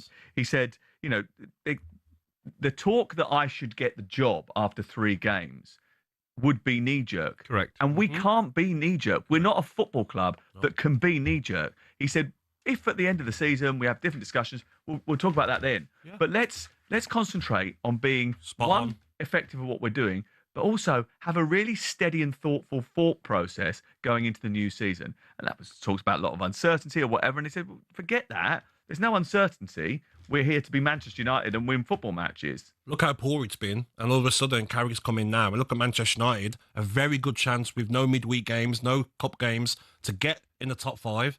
Then that money comes in, and Manchester United go out and get Anderson and go and get Wharton maybe, strengthen that squad of players. And you're looking at next season and saying they can have a real go. Don't you think, Alex? I hope so. I don't want to get too carried away. 3 wins in a row, brilliant. 6 games in total. He's won 5 and drawn the other. Unbeaten in last 7 Premier League games. So the football's been good to watch. I think my eldest son told me this morning that United haven't lost a Premier League game this year. That's right, isn't it? I think. Well, they've only played Premier League games this year, haven't they? No, they've got knocked out. They got knocked out of the FA Cup, as you know. But I wasn't aware of that stat. But yeah. The form is amazing, good. bearing in mind you do a Manchester United podcast. But it's Tottenham. but it's Tottenham, isn't it? So they have had the sign over United. You've got a problem with some of the podcasts that he does, Sam? He does too many, doesn't he? He's on every bloody... We're playing a clip later, aren't we, Ref? Inside Devils? No. Have you biffed it off? No, didn't make the final cut of the rain order, trust me. It's a particularly positive episode this week. Is it? Which is unusual. Is it? Which is unusual. Is it? Oh, well, okay. And Fiery Fridays is out today as well. Get that from Spotify. And you were complaining last night to the YouTube team that Premier League All Access wasn't published at the right time, and they published it with too bigger focus on your face. No, that was a tweet. No one wants to see a close up on my face, even the wife. 03717 223344. Not if you want to see a close up of his face, but if you want to get involved in our next debate, which is going to be about whether the National League should have 3 promotion places to the Football League. We'll talk about that next.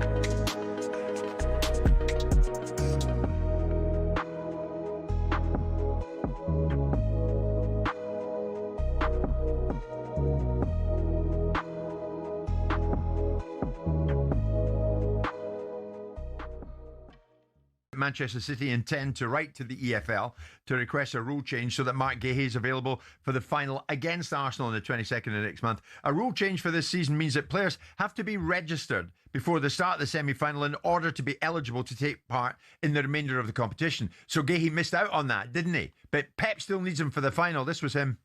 I said to the club, they have to ask, yeah, definitely. I don't understand the reason why I cannot play in the final FA Cup, Carabao Cup, in March when I've been here for a long time. So the rules to buy players on the players, what depends on me, depends on FIFA, UEFA, or the Premier League said, okay, transfer window is open. Once you hire a player, have to play, no? In the competitions, logic is...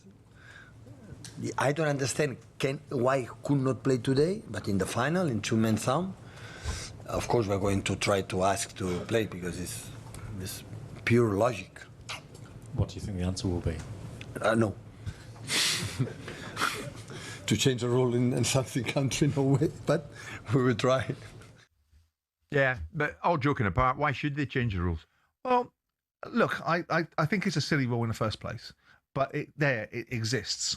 And you can't have the benefit. If you wanted Gahey as a player, you could have signed him in August and paid a full transfer fee. What you've done is you've been able to be in a position where Gahey comes available at a fraction of his worth. So you can't have it always. You've nicked him in a market. Some will say, well, you couldn't nick him. You paid 20 million with 6 months left. Hello and welcome to talkSPORT Goals. Been taking you through what should be another busy day of football. Chance to win it! We don't need to do that, guys. I'm going to owe you an apology. How do you get to that conclusion? That's a weak mentality. Oh, get out of it.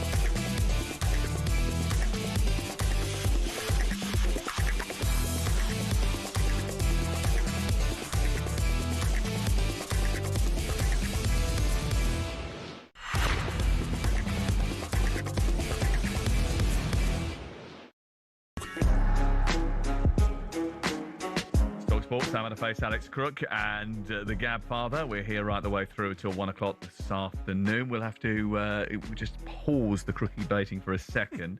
Well, I say it's the crookie baiting. It's actually crookie baiting Spurs fans. Oh, you did have a little pop at Thomas Frank in there. It's out of order. I didn't have a pop. You did. You said Romero was badly coached. I didn't. I said. Oh, yeah, you did say that, didn't you, son? Didn't he? Yeah. I did say. Is he not one of your friends, Thomas? Listen, I like Thomas Frank. Okay. Don't try and stir that up. It's absolute nonsense. FA Sam's not happy with that comment. I've got to go and see him tomorrow as well. The 3-Up campaign, launched by the National League in early 2025, seeks to increase the number of promotion places to the EFL League 2 from 2 to 3. Currently, the National League is the only division in the top 5 tiers of English football that does not have at least 3 promotion/relegation spots. Only the champions go up automatically. Those finishing 2nd through 7th compete for a single playoff spot. Now, Jonathan Brash is the MP for Hartlepool, and he brought forward a debate in Parliament to discuss the 3-Up campaign and try and force the hand of the EFL. And he joins us now. Hello, Jonathan. Thank you very much for joining us. Morning, Sam. How are you? Yeah, very good. Thank you. Look, the campaign has reached fever pitch. You debated it in Parliament. It's going to be discussed by the EFL. Why are you so convinced that this is a good idea? Well, because I think it's just about basic fairness. You've already said it's the only place in the entire football pyramid where you don't have 3 teams at least going up, and I think that's a really big deal for a lot of clubs in the National League. It's not fair. It is simply about making us play on the same pitch as everybody else. Basically, it's a real win that the EFL are prepared to discuss it. But I think we need to go further. I think we need to implement it now, because everybody agrees. All 72 National League clubs, football fans, the National Football League, everybody agrees with this. Jeff Stelling's on board. We just have to get it done. It's a sensible change. The EFL says, though, it can't happen until the Premier League close that funding gap between the two. Do you agree that that needs to be part of a wider review? Because that, if it does happen, might not happen for a few more years. Well, no, I don't agree, and I think that's a way of stalling the issue. This is not a massive change to the structure of football. It's a pretty small, simple change, and I don't think leveraging what the Premier League are doing when you're dealing with National League clubs is the way forward. You know, these are community clubs, town clubs, some of them struggling financially. This is a really simple change. I don't think it needs to be part of wider reforms. They should just get on with it and do it. But if you're an EFL chairman, and this is going to increase the reason, the likelihood of you getting relegated to the National League, why are you going to vote for it? Well, look, I would say, I'm a Pools fan. We're in the National League, but we want to be in the EFL, and we support it. So we could conceivably go up and then be caught by the 3rd relegation spot to go back down. Actually, if you talk to a lot of EFL clubs, they're really supportive of it. You know, everyone's aware of obviously Wrexham's story. You know, they're very supportive of it. You know, they went through that process despite the fact that they then got promoted ultimately. You know, there's a possibility this year that you could have a club with 100 points not go up. Last year, York got 96 points and didn't go up. It's not fair, and it just needs to be fixed. But isn't that part of the drama and the intrigue about the division?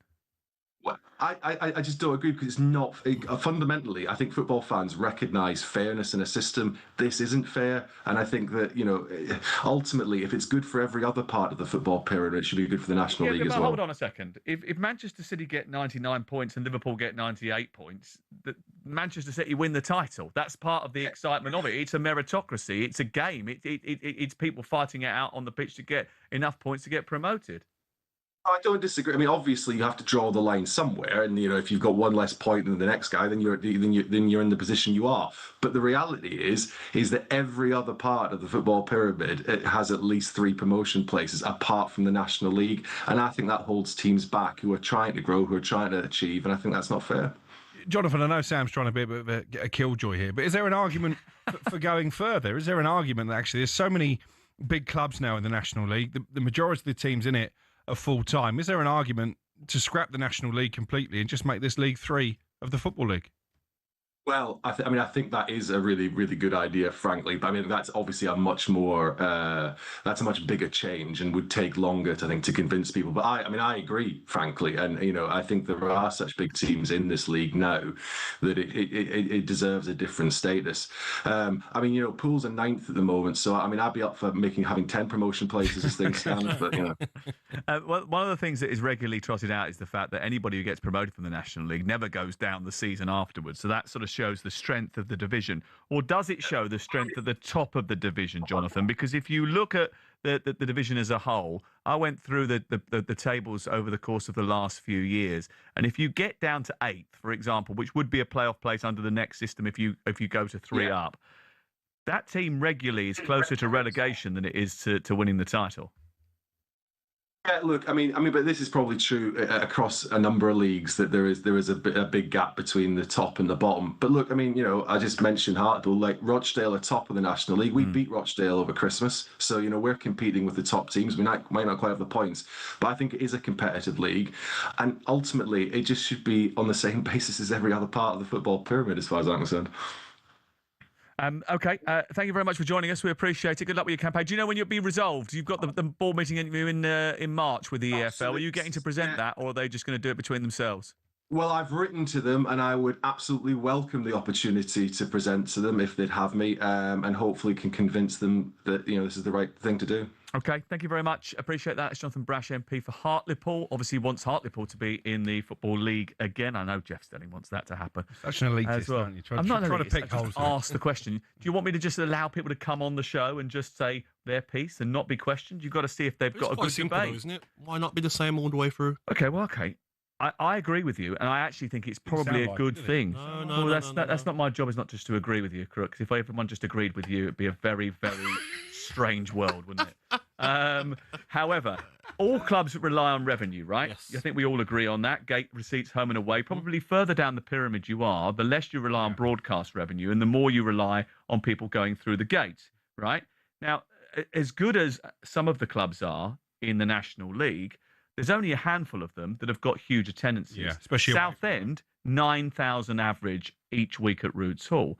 Boreham Wood and Solihull Moors, both teams that were in the promotion picture over the last couple of years, they average between 1,000 and 1,500 at home. Yes. Their away following is even smaller than that. Now, what would that change if there was more hope of? I was going to say, what were Bromley's crowds in non-league? I don't know. I don't think they would have been Southend sort of levels, were they? And they're doing brilliantly in League Bromley, Two, by the way, terrific club, done very, very well in League Two. It's taken time for them to establish themselves, but they've got quite a big catchment area there. Yes. It's not an area that's flooded with football clubs in that area of southeast London, northwest Kent, but they've steadily built over a number of years to come through the pyramid. So maybe it helped them that they went through the dramatic situation of the playoffs because they built more fans. Say we did change, an extra team did get promoted, would that add to the excitement and more fans go and watch? Don't know. It's interesting to find out, isn't it? It's a good debate, but you've got to have both sides of it. You can't just say, they want 3 up, so all right, then we'll just do it. Because if you do that, you don't know what the unintended consequences are, which is why I went to a debate in Parliament and why we'll go to a debate with the board of the EFL. You'd be a great MP, Sam. Do you reckon? I don't think so. Funnily enough, although I think I quite like the tea room and the members' bar. Two skeletons coming out of the closet. Have you dumped that? 03717 223344 is the number to call. It's the Selco Builders Warehouse, our sponsor. Dear.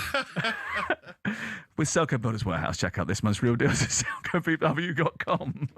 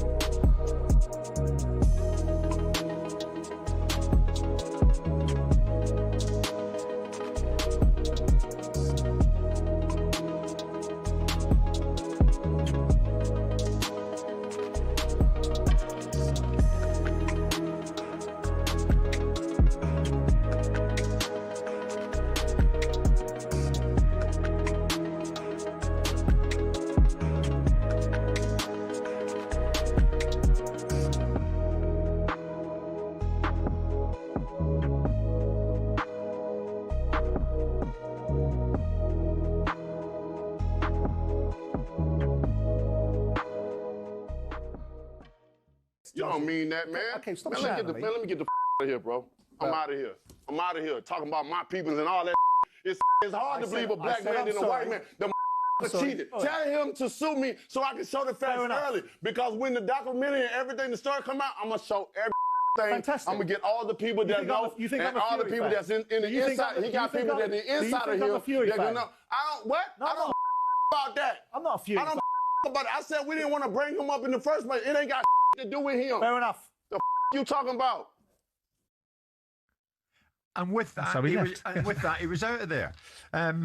How on earth do you reflect on that? What was he going on about?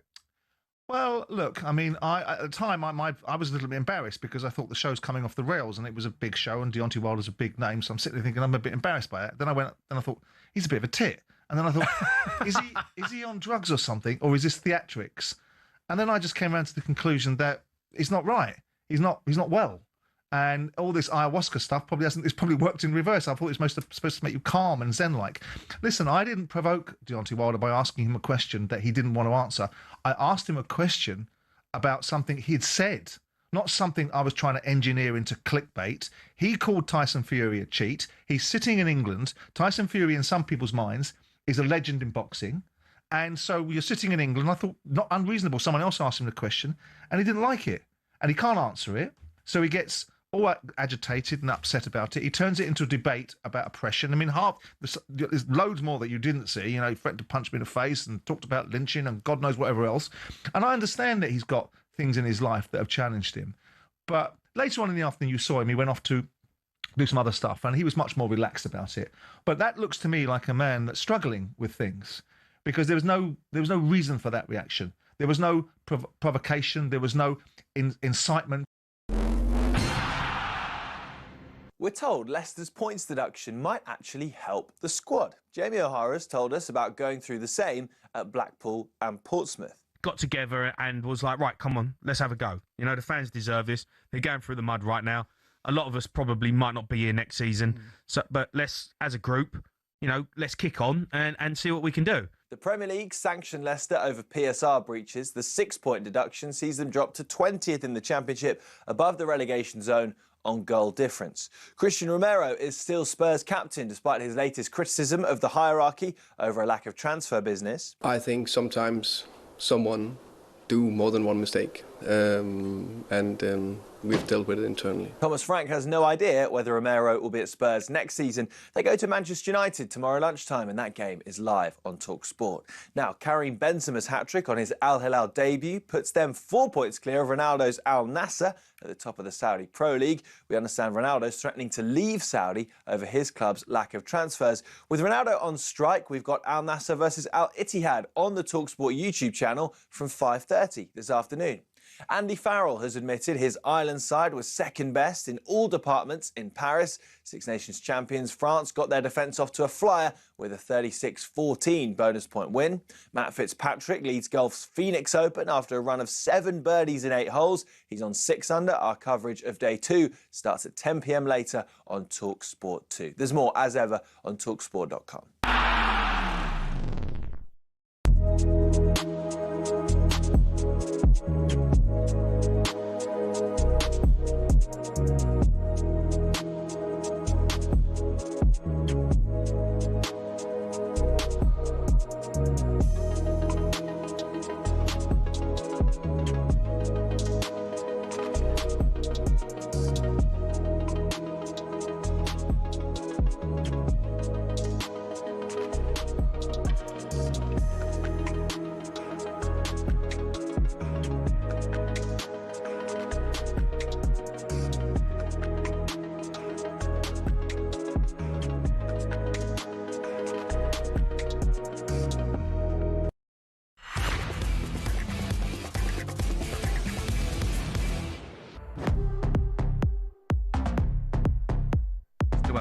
That jingle, Gabby. You know what that means, don't you? Yeah, you know. Yeah, the low's over.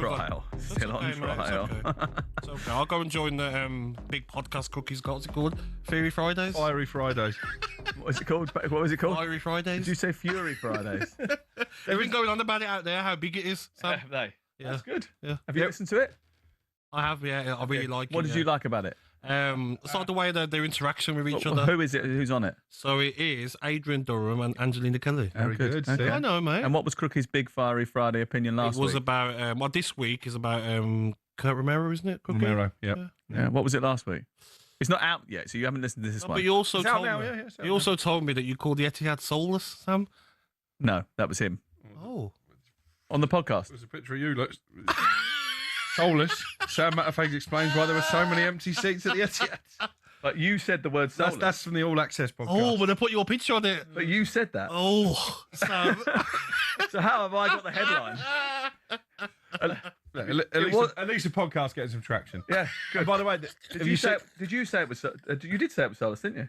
It is you. I said it was a bit soulless on a bit soulless. Wednesday night. We have had a message for you though, Sam. I know you won't read this one out. It's from Tony. Oh yeah. He says, "Blimey, is the Thomas Frank and National League hating Sam the new salty?"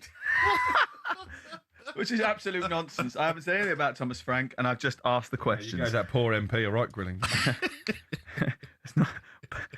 I'm not going to say what I was going to say. Where's the dump button? You got it there just in case? What was the question you asked me to ask him? Time now to catch up with the latest odds, all thanks to BetMGM. It's showtime on talkSPORT with BetMGM. We're ready for the action. Are you? Visit betmgm.co.uk or download the app. 18 plus. Gambleaware.org. Oh, dear. Matt Gibson, bring some poise to proceedings, please, from BetMGM to take a look at the top events this weekend, the sporting events, and discuss the latest odds. Should we start with Leeds Forest and Manchester United Spurs, both live on talkSPORT? Yeah, good morning, fellas. Huge one for both teams at the not soulless Ellen Road. May I add, Sam, if you want to clock that one? It definitely isn't, especially under the lights. I think it'll be bouncing tonight. And I was speaking with Gabby and Crook earlier in the week. I'm just not having the draw here, lads. No side can afford to draw this. Leeds are 6-5 Favs at home. Forest are 5-2 outsiders, but they have picked up of late some decent results. The draw with Arsenal, beating Brentford. I think it will be tough. They are missing Nico Williams, so maybe an opportunity to get at them down our right, their left. I think any side that wants to stay up in the positions 16th and 17th, which these clubs are, I think waking up tomorrow morning, if you're a Forest fan, you want to be on 29 points, level with Spurs, level with Palace. Same if you're a Leeds fan. And then tomorrow afternoon, early kickoff, Man U Spurs. Crookie, I know, is feeling very confident after a few lemonades on Wednesday night. He was Man United are finishing second, Gibbo. I've been telling you for ages. I wonder if the headache's gone and the fog's gone. He still feels like that, but they are favourites to beat Spurs at 11-20. I think the first two games of the weekend, lads, really interesting. Really interesting games, and be interested to see which way you think they'll turn out. Well, listen, as you well know, if you're listening to this programme and you don't like Crookie's opinion, don't panic too much because he'll change it in the next 10 minutes. But which way do you think it is going to go? I think 11-20 is slim, but I guess that's a reflection on how well United has done under Carrick and Tottenham 2 wins in 15 Premier League games. So many injuries for Spurs. United should win, but I'm not sure I'd be lumping my life savings on it. But Van der Ven's back. Yeah, and that's big. But how fit is he? But Gabby put it in my head. If Liverpool beat City as he expects them to, and United win, that is only 3 points to second. Villa having a bit of a wobble. I don't think it's beyond the realms of fantasy. I really don't. It was double figure odds, I think, when we were on air on Wednesday, wasn't it? Yeah, 11-1 for United to burgle second. Don't blame Gabby for feeling confident. I'm not being funny. If Manchester United gets second, I mean, you really are looking through the bottom of a wine glass, aren't you? I mean, come on, they're not going to get second. Why not? Well, because Manchester City are too consistent, and Manchester United What's are not. their recent form like in the last 7 games? But over the course of the season, how many points have they got, and how many wins have they got? How many goals have they got? How many have they failed to concede? They just add Mark Gurhey to their team. Do you think Manchester United are going to win every game between now and the end of the season? I do not, but I think no European games will help them. They won't finish second. Why is he so anti-Manchester? But they're not going to finish second, are they? Oh, he's a Chelsea fan. Okay, makes sense. They'll be taking away his Old Trafford season. Okay. They're not going to finish second. Why not? Listen, I'd be more than happy for Michael Carrick to win every single game between now and the end of the season. More than happy. I think he's a great guy. I want Manchester United to do well, as you know. But they're not going to do it. They're not going to win every game. Where do you think they'll finish? I think they'll finish. I actually think they could finish third. but they're not going to finish second. Now he's coming for Villa. But they don't need to finish every game. They have to win to finish. Well, they probably might. They probably would have to. I don't think so. Okay, well that's your opinion. Manchester City. Should we just get the odds on Manchester United finishing second? What did you say it was? 11-1 to you boys, lads. There you go then. One win in the last 6, Manchester City, by the way. Crooked, put your money where your mouth is. Well, 11-1. They're consistently not winning games. 11-1. Put your money where your mouth is then. I'll have a friendly fiver. There you go, Matt. Put it on my account. A friendly fiver. All right, mate. We'll put it on your slate. That's cheaper than the coffee. When the fun fun stops. That's what I'm saying. Yes. Well, you don't. Right, okay, let's talk about golden goals and try and win some money for charity, because each week we're placing a prediction of some of the upcoming games. If we correctly guess an exact scoreline, Gabby and I donate £500 to our chosen charity, Prostate Cancer UK. Crookie doesn't get them right, so hasn't done so all season. Is it waiting? Was it 0 for 28 now? He is 27, I think. What happened last week? I'm consistent as well. But Gabby did throw in extra 500 quid last week with another correct prediction, didn't he, Matt? Another? Yeah, more than one this week. Yes, I have, Cookie. Wow. He's now Gabby and Sam are carrying the team. Crookie's yet to get his eye in. Crookie, what I will say, mate, is because you're so bad at golden goals, we'll donate a ton to Prostate Cancer UK if United come second. There you go. So how about that? I'll take that. So basically, we asked him to put his hand in his pocket, and you put your hand in your pocket for him.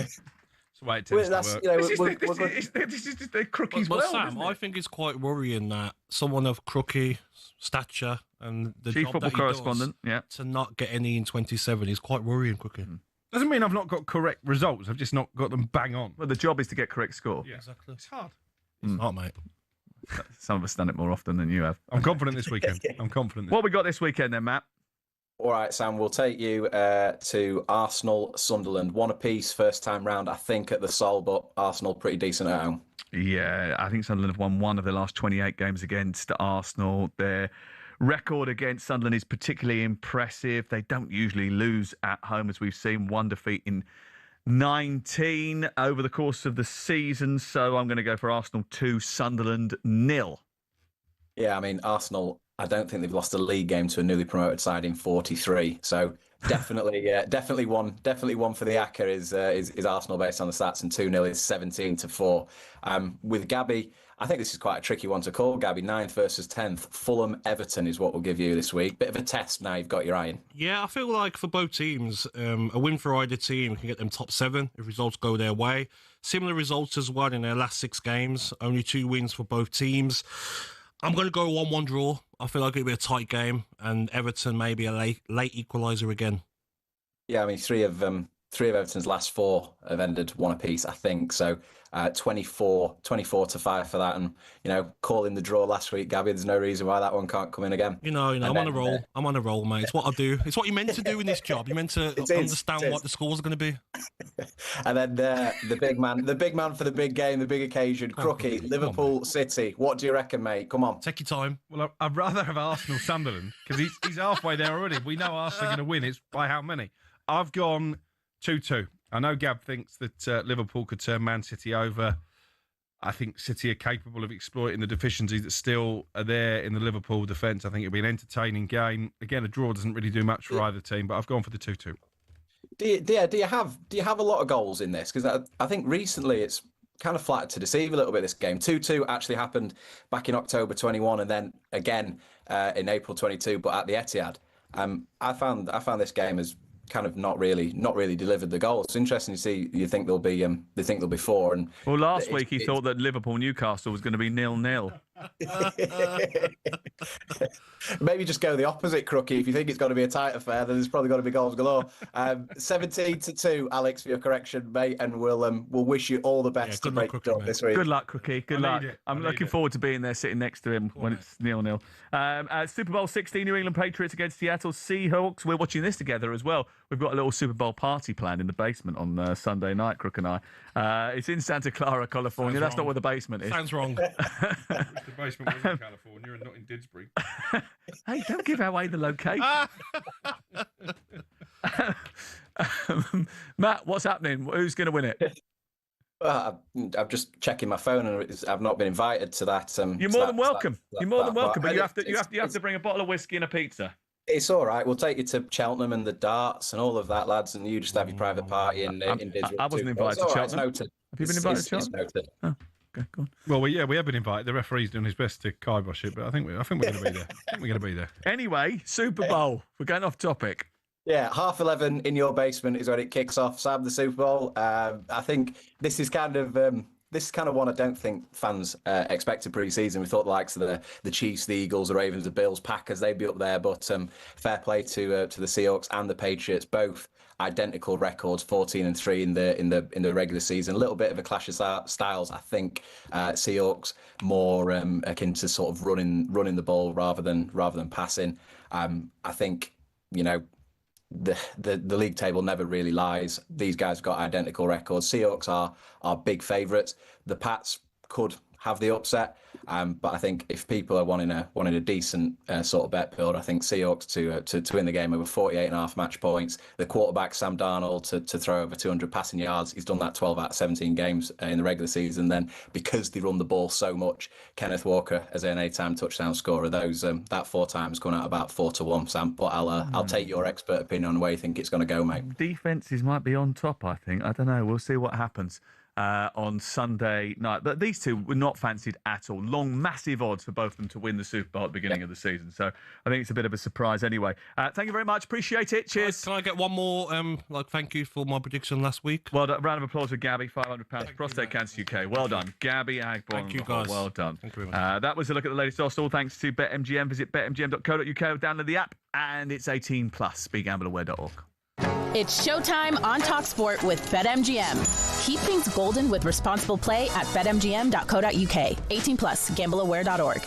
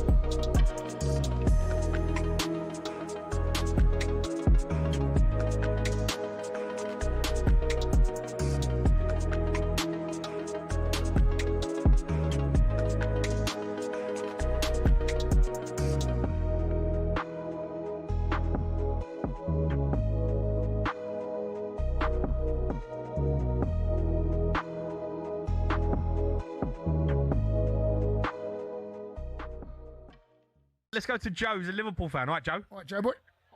You all right, lads? How are you? All right, mate. All right, Joey, how are you? Yeah, not bad, not bad. I've gone for a left winger, and I've gone for this player because if it's not your night, it'll pick your pockets again and again and again, and it's the pub fruit machine.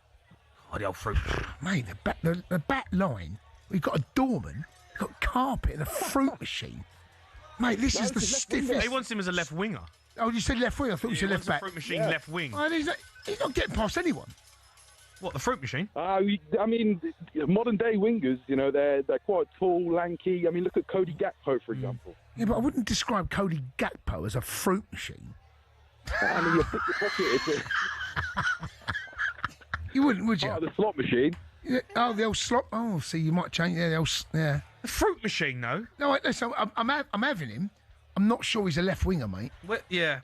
It don't strike me. If I said to you, who are you playing that wide left? And I said the fruit machine, you go, who's he getting past? Where are we thinking for the fruit machine? Because I like it. I feel like the fruit machine needs to be in there because he's a staple part of a pub. You stick him in front of the back four. You want to play him CDM? Why? Because he's always picking pockets. Picking pocket. Okay. There's a little bit of that going on. So we got a fruit machine in the seat. He's like Yaya Toure, isn't he? It's Yaya Toure because he's not a Kante. Casado? He's a bit of a Casado. Oh, Yaya's like a big old unit, right? Mascherano, the fruit machine, picture pocket. Whoever, mate, right? But he's not a left winger. The fruit machine's not left wing. I think here's what we need. Right. We need a little bit of. We need a little bit of movement. We need a bit of. So we've got right back the coaster. We've got the coaster at right back. He ain't going. Stretches out to the right-hand side. Has a man there. Throws the interception at the 39-yard line. Returning out to numbers 25, 20. Cooper Sheen down to the 10. Down to the 5. Touchdown, Eagles! He's got 2 blockers. He's going to go all the way. 10, 5, touchdown! And the rookie has picked off the superstar.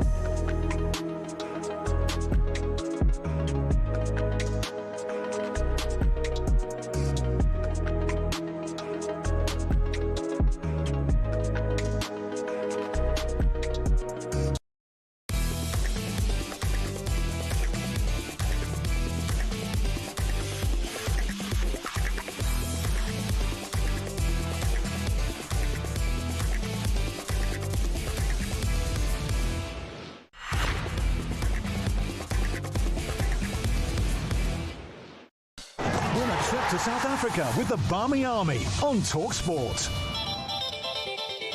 Every time I hear this music, I think it's the start of Play Your Cards Right. How does escaping to the winter holiday of a lifetime sound? Well, giving you an opportunity to win an incredible 7-day trip for 2 to South Africa in the 2027 New Year's Test. You'll spend 6 nights in stunning Cape Town, cheering on England at the iconic Newlands ground with the official Barmy Army. We'll cover your flights, hotel, match tickets, plus $2,500 in spending money as well. You've got only until 4 p.m. today to get your entry in. So listen up and we'll tell you how to enter. For your chance to win, you text WIN to 83338. The text costs £2.50 plus your standard network rate. Or you can give us a call 0343 418 7260. Lines close on the 6th of February 2026 at 4 p.m. and then you'll need to answer your phone if it rings. 18 plus, UK residents only. It's a network promotion. Full T's and C's apply at talksport.com. So, if you want a chance to win, text WIN to 83338 now. A little bit of a bone to pick here because you read out the headline on the Premier League All Access podcast blurb earlier, didn't you?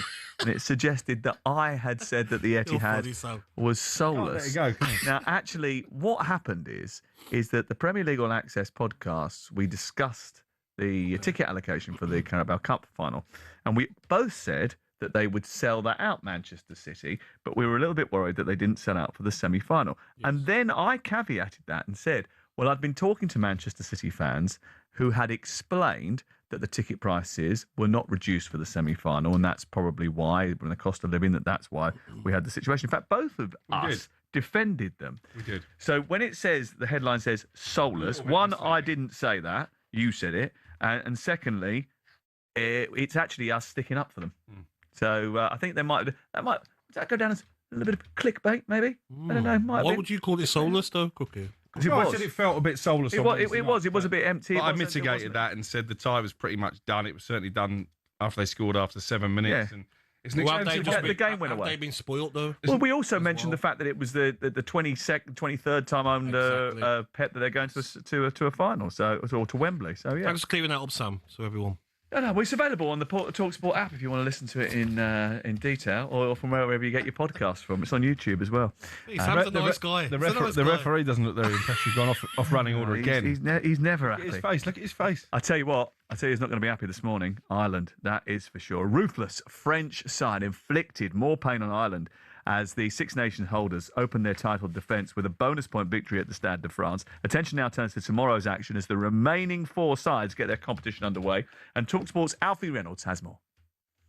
So the Six Nations is up and running, and this weekend Italy play Scotland before England host Wales at Twickenham. One of the big stories coming into the championship, though, is about adverts during game around scrum time. Once a half on ITV, and I asked Jamie George, the man that will captain England this weekend, about that story. There's a bit of theatre that comes with scrummaging for me, and there always has been, and it's such a big part of rugby union. It makes what rugby union is special, So, like, I would say that I'm a bit biased. Like, I probably don't love the idea of it, but equally, like, you know, hopefully ITV do it well, and you know, if they do, then it'll be seamless. So Jamie George will captain England. He's in the place of Maro Itoje, who is on the bench. Tommy Freeman starts in the centres, and Henry Arundel makes his first start for England since the bronze medal match of the 2023 Rugby World Cup. In the back three for Wales is Lewis Rees-Zammit, who's returning to the side following his stint in the NFL. They're two of the fastest players in the English Premiership, so I asked Arundel whether he's ever had a foot race against Rees-Zammit. No, I had a feeling that chat was going to come today, but you know, he's very quick. He's a very quick guy, and you know, I obviously back myself as well. But you know, I think I've always kind of said I think the rugby aspect's probably a bit more important than necessarily just speed. But you know, he's a good player, and we're going to have to make sure we defend him well on the weekend. Might find out this weekend. Yeah, hopefully, yeah. Let's see what happens. England come into the game against Wales as the heavy favourites. Steve Borthwick's side are on an 11-game winning streak from 2025. Their last defeat was against Ireland in the first game of last year's Six Nations. And they're coming up against the Wales side where the game is in turmoil. Issues off the pitch between the union and the clubs, a team that doesn't know how to win. England have very rarely come into a game against the Welsh in modern history as the such heavy favourites. But is there a danger in that? I put that to Jamie George. I like it. It's 100% going to be a big challenge. Like, we definitely don't. You know, I've worked with Steve Tandy before. He's a fantastic coach. I thought they looked good in a lot of the games in the autumn, actually. And, you know, the team that they've picked at the weekend looks a really strong team. So, like, it's going to be a great game. So England host Wales after Italy host Scotland. Gregor Townsend's Scotland side are coming into the championship under the radar. A disappointing end to 2025, but a team that has the talent to take it to any nation on their day. The 2026 Six Nations up and running. What will happen this weekend? And we'll keep you updated throughout the course of the weekend here on talkSPORT, no doubt about that. Remember, we've got live football tonight. It's Leeds against Nottingham Forest, kicks off at 8 o'clock. And then tomorrow, we've got Manchester United against Tottenham. The former Brentford and Burnley central defender, now at Sheffield United, Ben Mee, joins us after the break. He's in the studio with Selco Builders Warehouse. Check out this month's real deal at selcobw.com.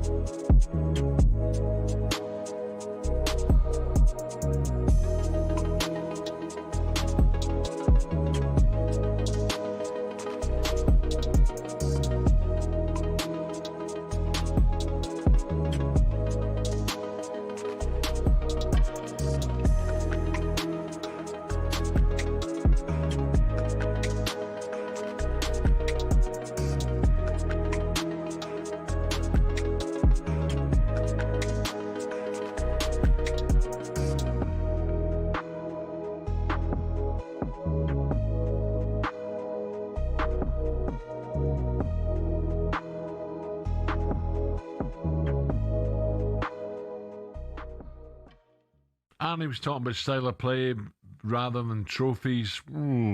It's great to win trophies looking good, but I don't think Liverpool fans will put up with not winning any trophies, or it'll be hard for them. You've got to win something.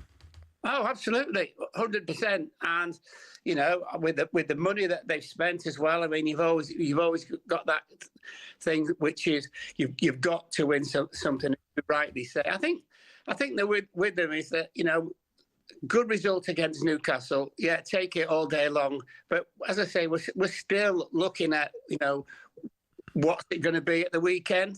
Whereas, as we know, with last year, it was like win, win, win all the time. And the thing about it as well, they've had lots of injuries, Liverpool. But listen, you know, it happens to everybody, doesn't it? Yeah. Mark, where do you sit with Arne Slot? Obviously, doing really well in the Champions League. Looking to have maybe picked up a bit of form again. Where do you sit on it all?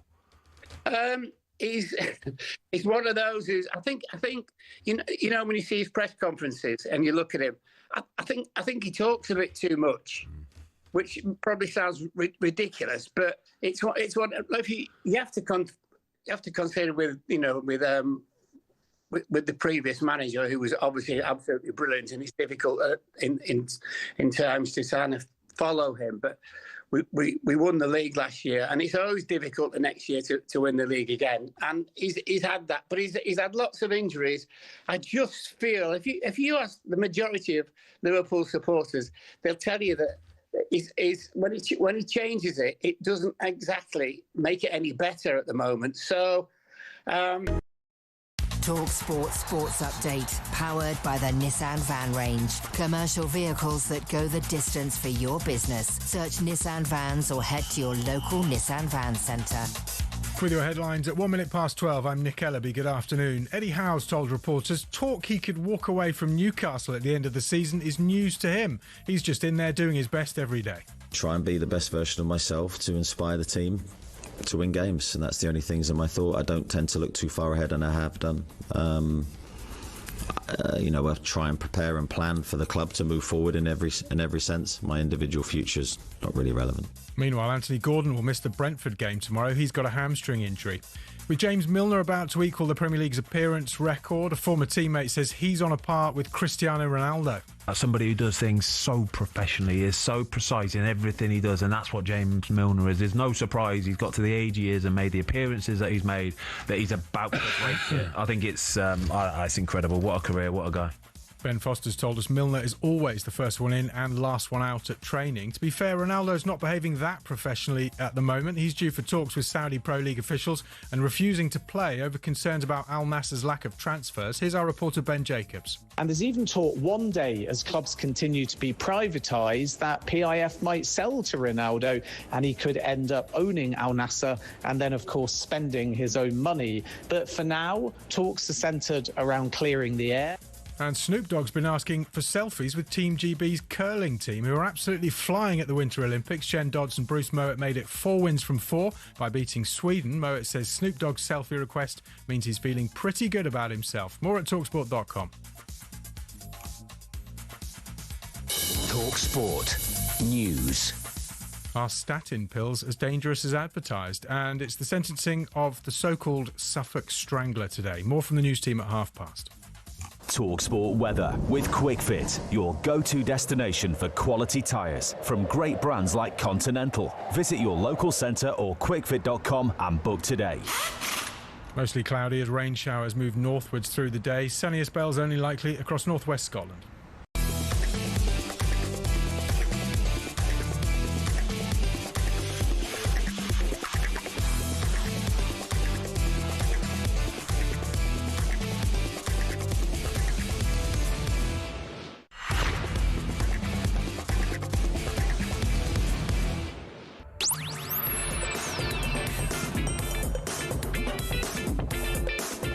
It's talkSPORT. It's Fun Boy Friday with Gabby Agbonlahor, Sam Matterface and the Saltmeister. And I'm delighted to say that the former Burnley, Brentford, now Sheffield United defender Ben Mee is with us for the next half hour or so. How are you? You all right? Very good, yes. What have you let yourself in for coming in to see us, by the way?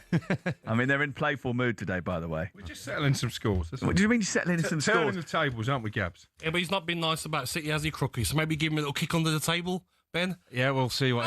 I've not heard it, so Little left foot kick under the table. Okay, yeah, so you're being man-marked by Crook. This is probably the easiest afternoon you've had for a while, to be fair. You won the Championship 10 years ago with Burnley. What's it like to be back in the Championship? Yeah, I mean, it's been quite relentless, actually. Coming back at my age into the Championship and playing the games that I have, and I've been a little bit spoilt probably in the Premier League. And yeah, coming back in, enjoyable. Every game feels like a really competitive match and a bit of a fight at times. But no, it's really enjoyable. And yeah, I'm at a great club in Sheffield United at the minute. There was a lot of churn in terms of players in the summer, and you're one of those brought in by Chris towards the end of the summer.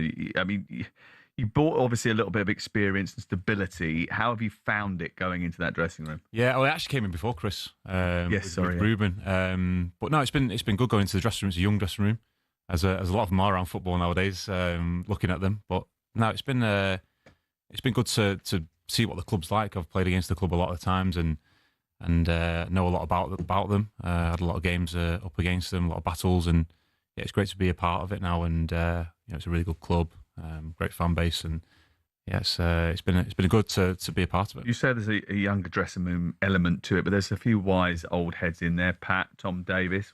Who's in control of the music? Do you get to play your Blossoms album, or is never? No, never get to play any of my music. But yeah, like you said, actually, we've got quite a few guys come in recently since Chris has come in. Brought a bit of experience. When he arrived, it was quite a young dressing room, but now we've got, like say, Pat, Danny Ings is in there as well.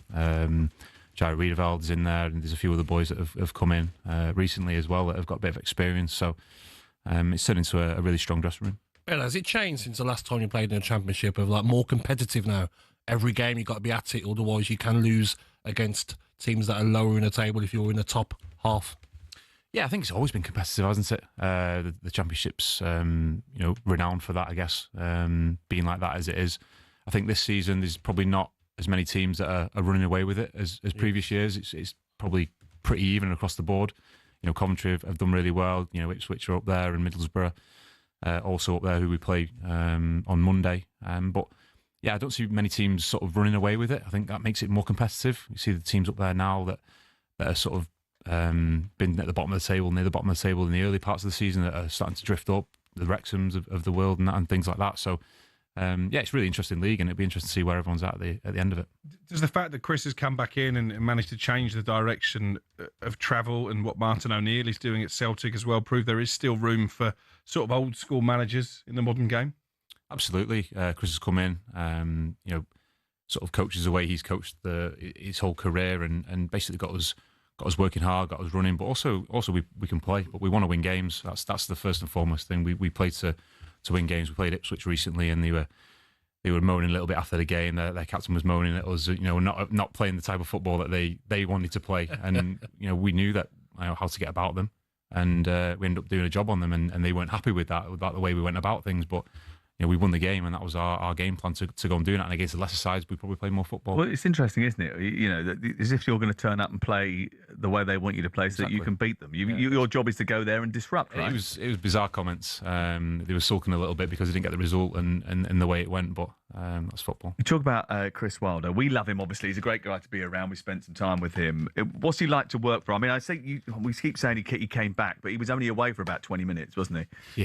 Yeah. No, it was a funny one, wasn't it, over the summer, but he's come back in and really steadied the ship for us, got us back to doing the basics well, and then building from there, which is makes a good team, I guess. But no, he's a hard taskmaster. He's difficult to please at times.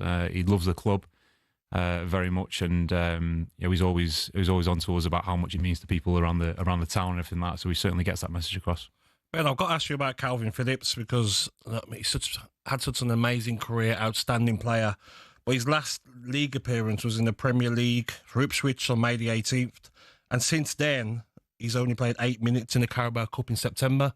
So he's obviously signed for Sheffield United now. What are the older players going to do to help him get back to his best form and start enjoying his football again? Yeah, I think he'll tell you, he wants to play football. Had a couple of chats with him this week.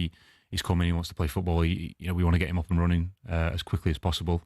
He's clearly got a lot of quality. We'll obviously do everything we can to get him integrated with the group as quickly as possible. We've only got 3 months left of the season, maybe longer if we reach the playoffs or whatever. But certainly getting him involved is going to be a real plus for us. Getting him in the club has been a massive boost for everybody. And as I said, he brings so much quality to the group, and his experience as well, playing with top players. Yep. Can bring that as well into the group. And on the subject of transfers, we had the dramatic story on deadline day of your former teammate Dwight McNeil. 1 minute he was off to Crystal Palace, then he was staying at Everton. We've obviously seen what his partner has said on social media. Have you spoken to Dwight? Where's his head at this moment in time? No, I've not spoke to him. I considered giving him a call, and I saw the messages on there as well. I wondered what he was playing at, what he was doing. I think some things are best kept private. Football's a difficult game at times for people, but those things can happen. You can 1 minute be going somewhere, next minute not going somewhere, and it's just about being professional.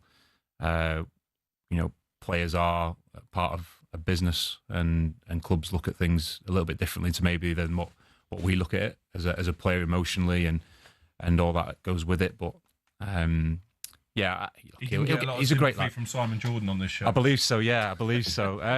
But he's a great lad.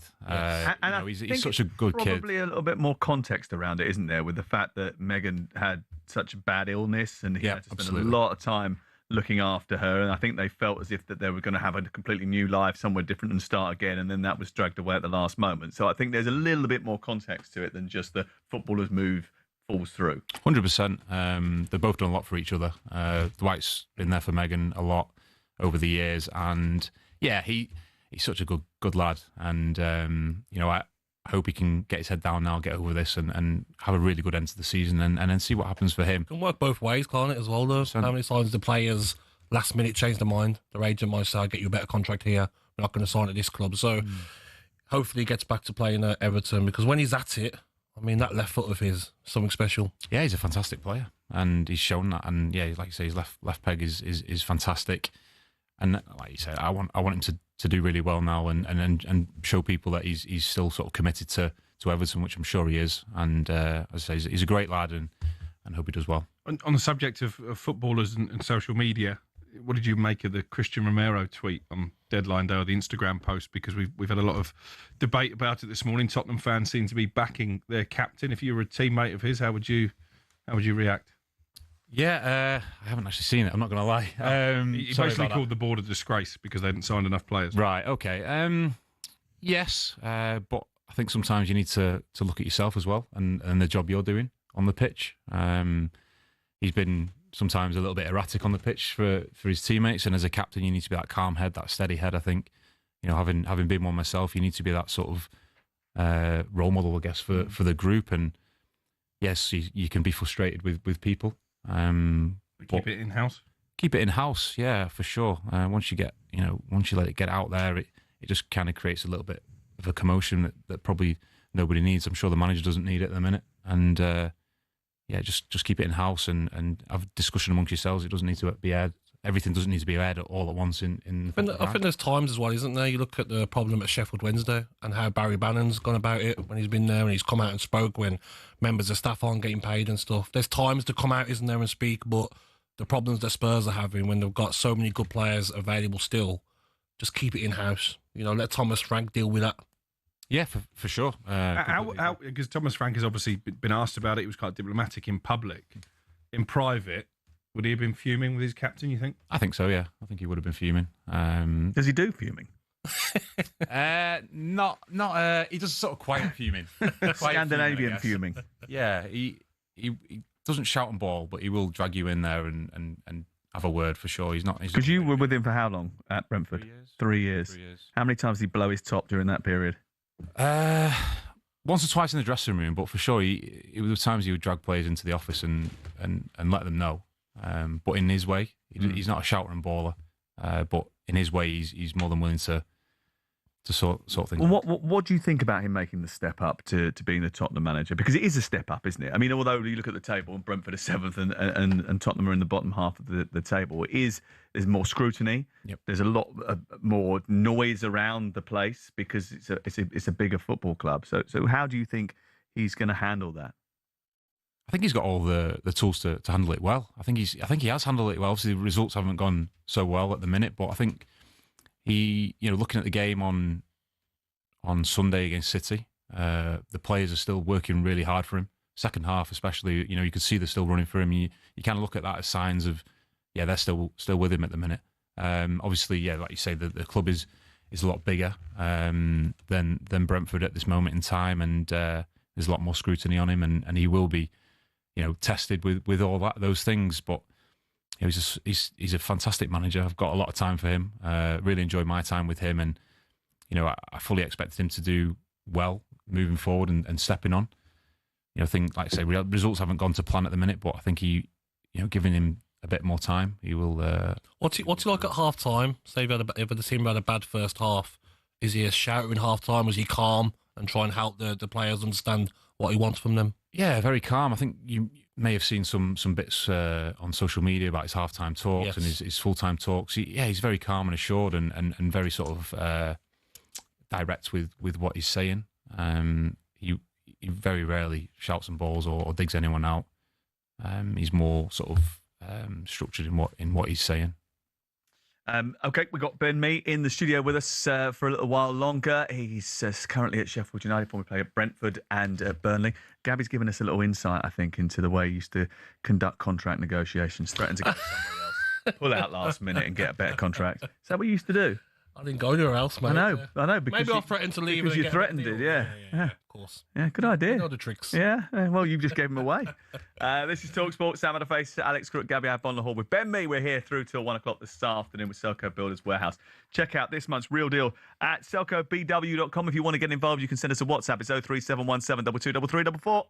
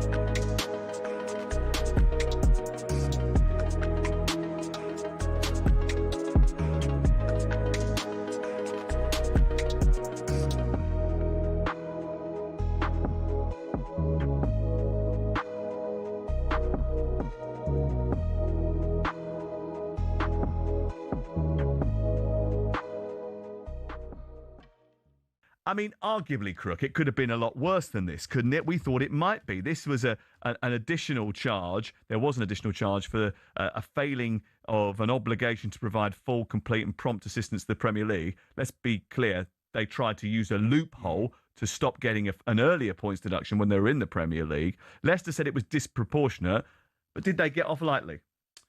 Yes. And I think Leicester as a football club have been punished for trying to wriggle out of things by trying to use, as Simon Jordan described, the sort of black hole where they were neither a Championship or a Premier League club in order to dodge the charges. They've caught up with them in the end. I know the Premier League were pushing for as many as 20 points to be taken off Leicester, which pretty much would have resigned them, I think, to League One football next season. Will they appeal the Premier League, that this isn't harsh enough, the punishment? Well, that's an interesting question because I don't think Leicester will appeal. And maybe risk a further point deduction. I think they should feel they got off lightly. But just looking at their statement, and a lot of Leicester fans have picked up on this, it probably tells you where they're at as a football club.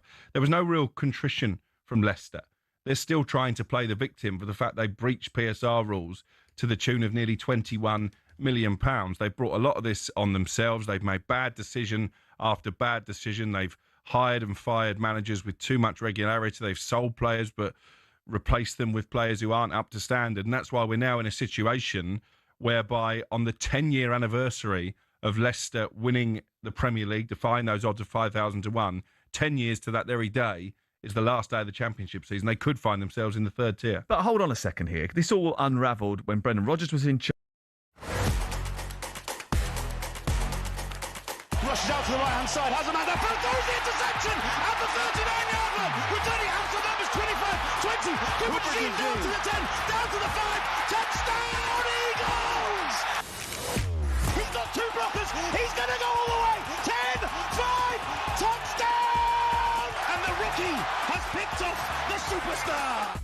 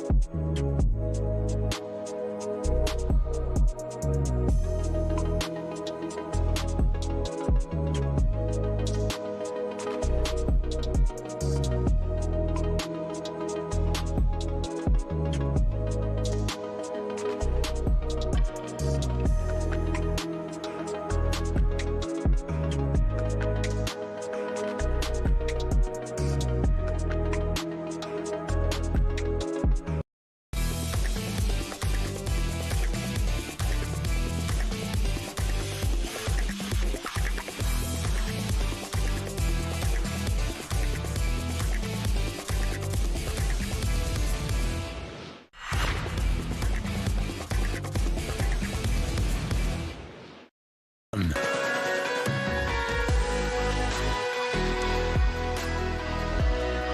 It's talkSPORT with Sam Matterface. Gabby Agbonlahor and the Saltmeister. We're here through till 1 o'clock this afternoon. Crook is absolutely delighted that Ben Mee came in today because it meant we couldn't take any more Spurs calls.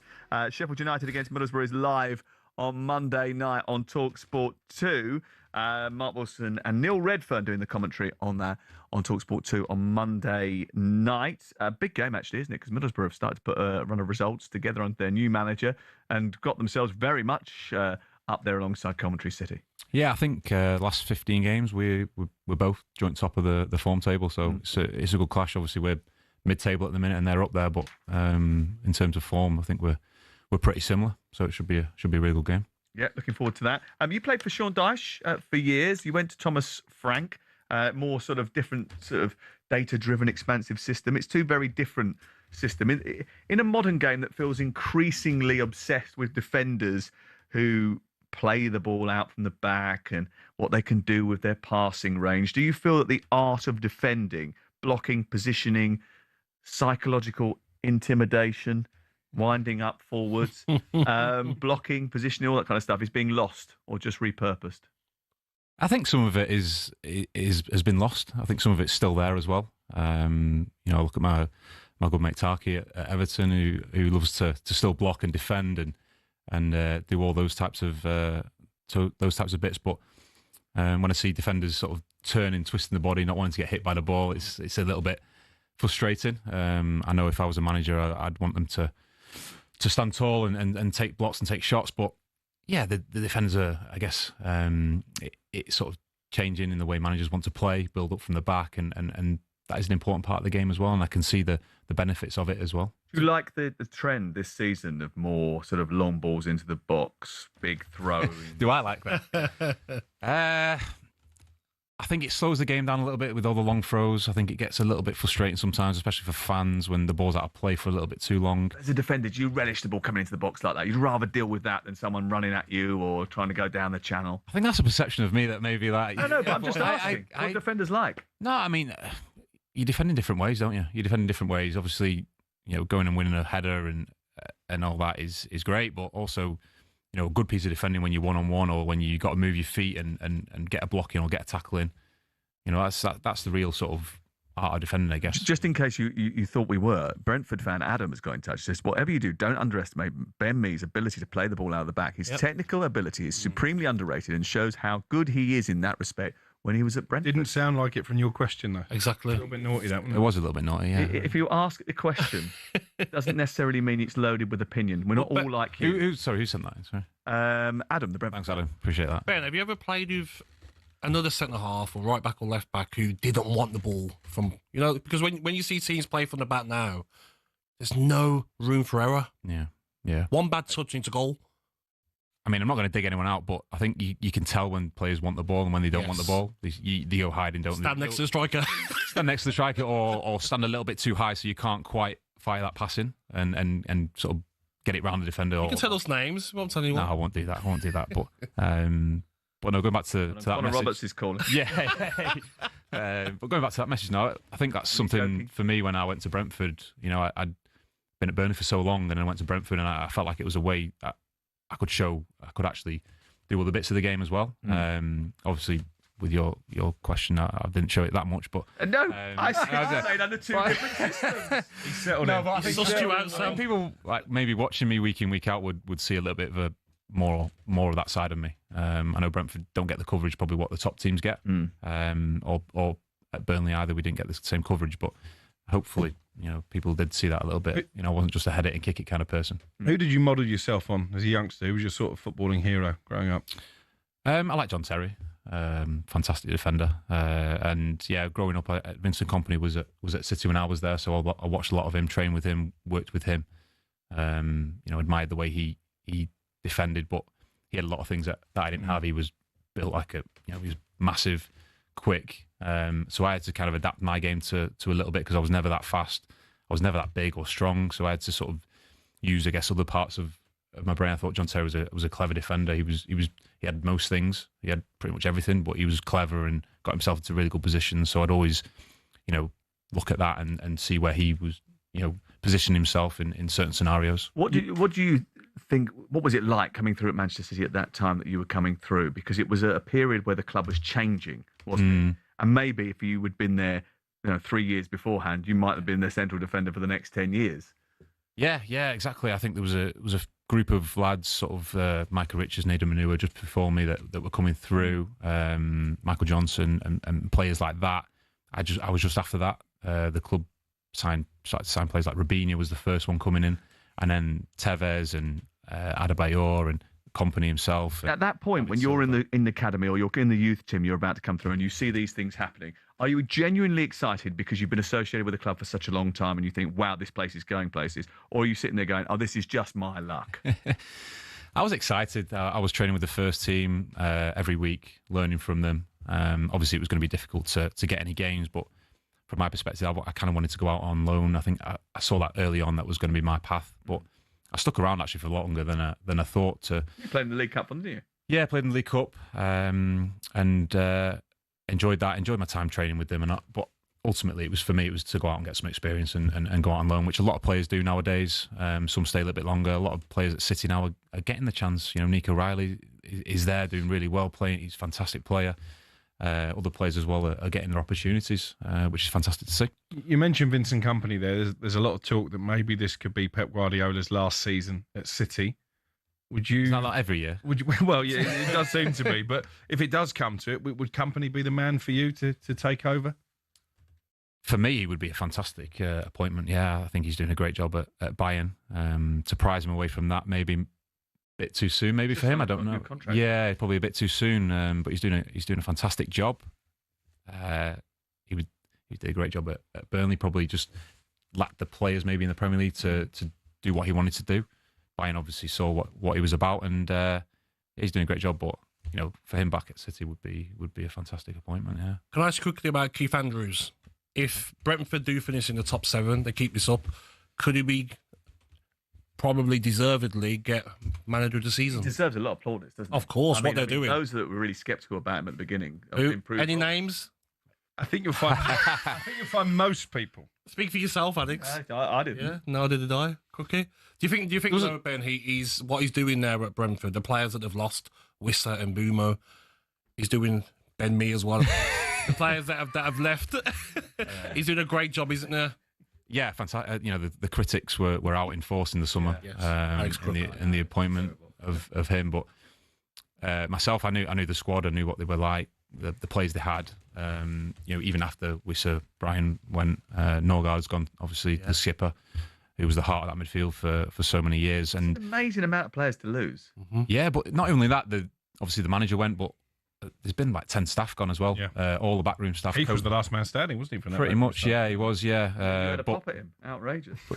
Gym coaches, nutritionists have all gone. Physios have gone. And Rico Henry done very well at Villa Park.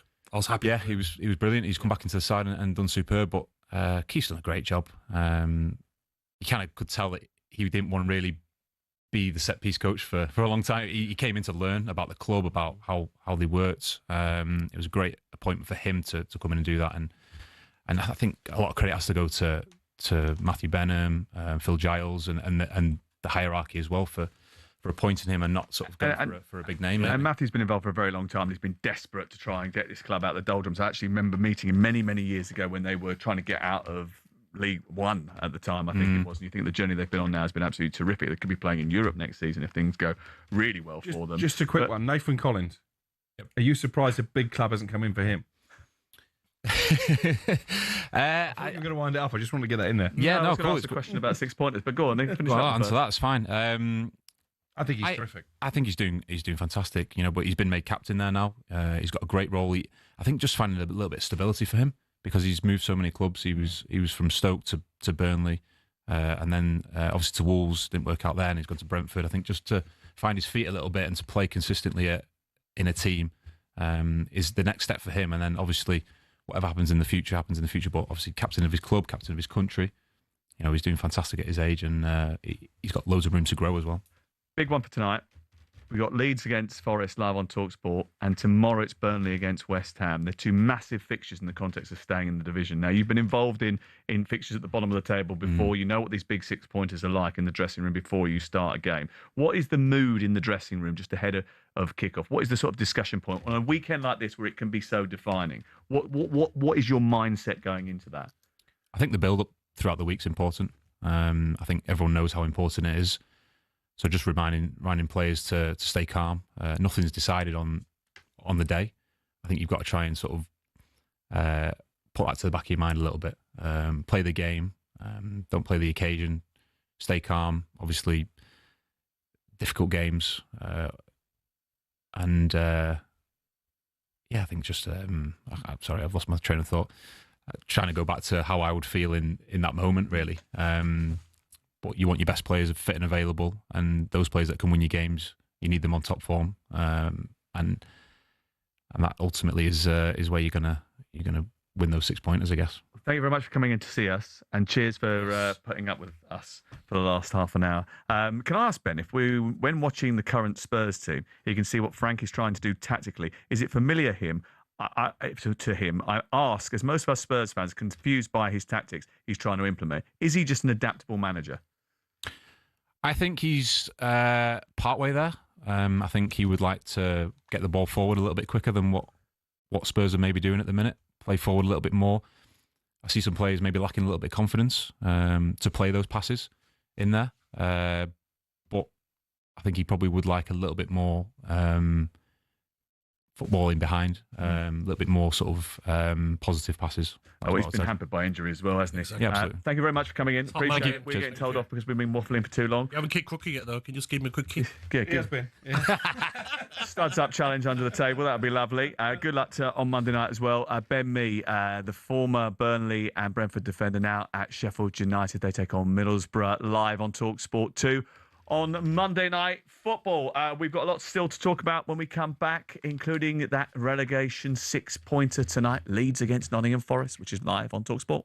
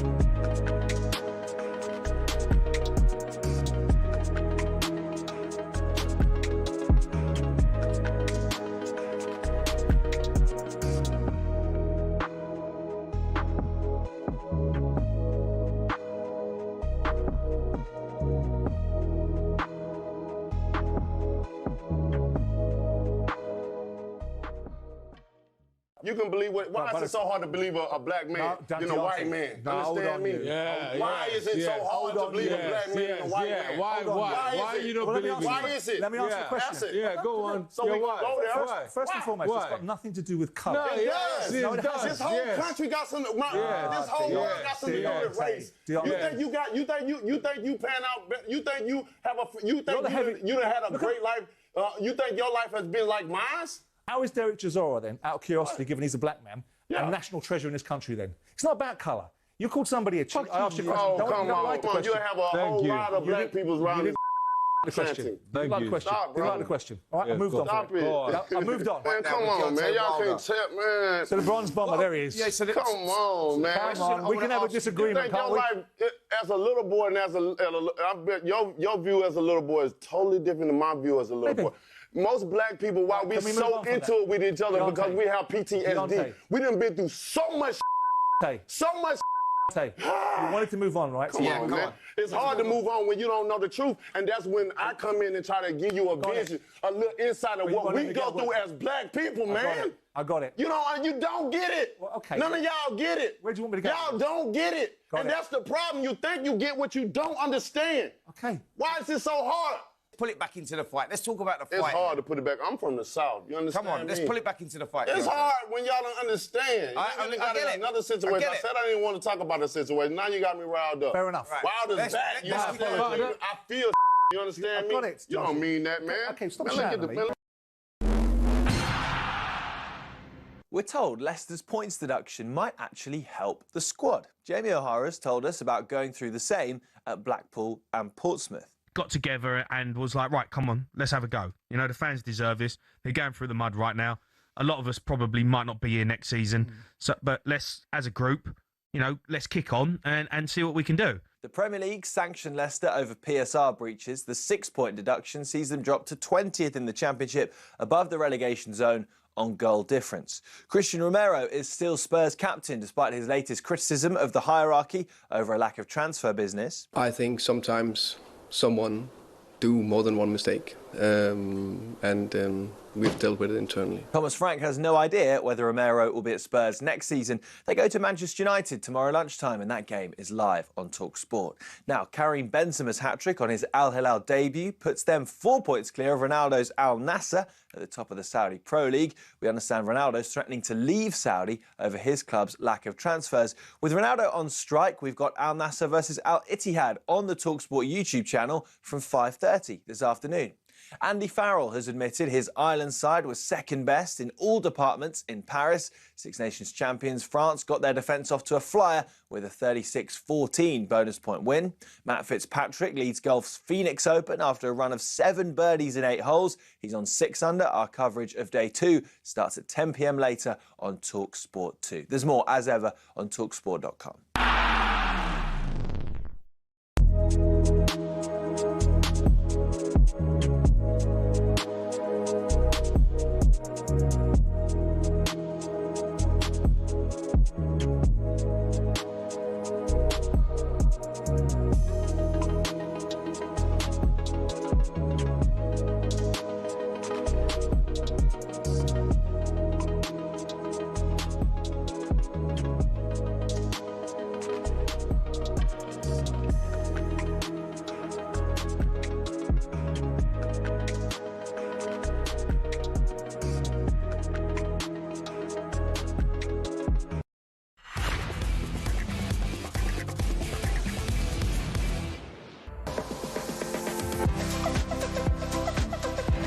talkSPORT with Sam Matterface, Alex Crook and Gabby Agbonlahor, who is just walking around the studio randomly for no reason.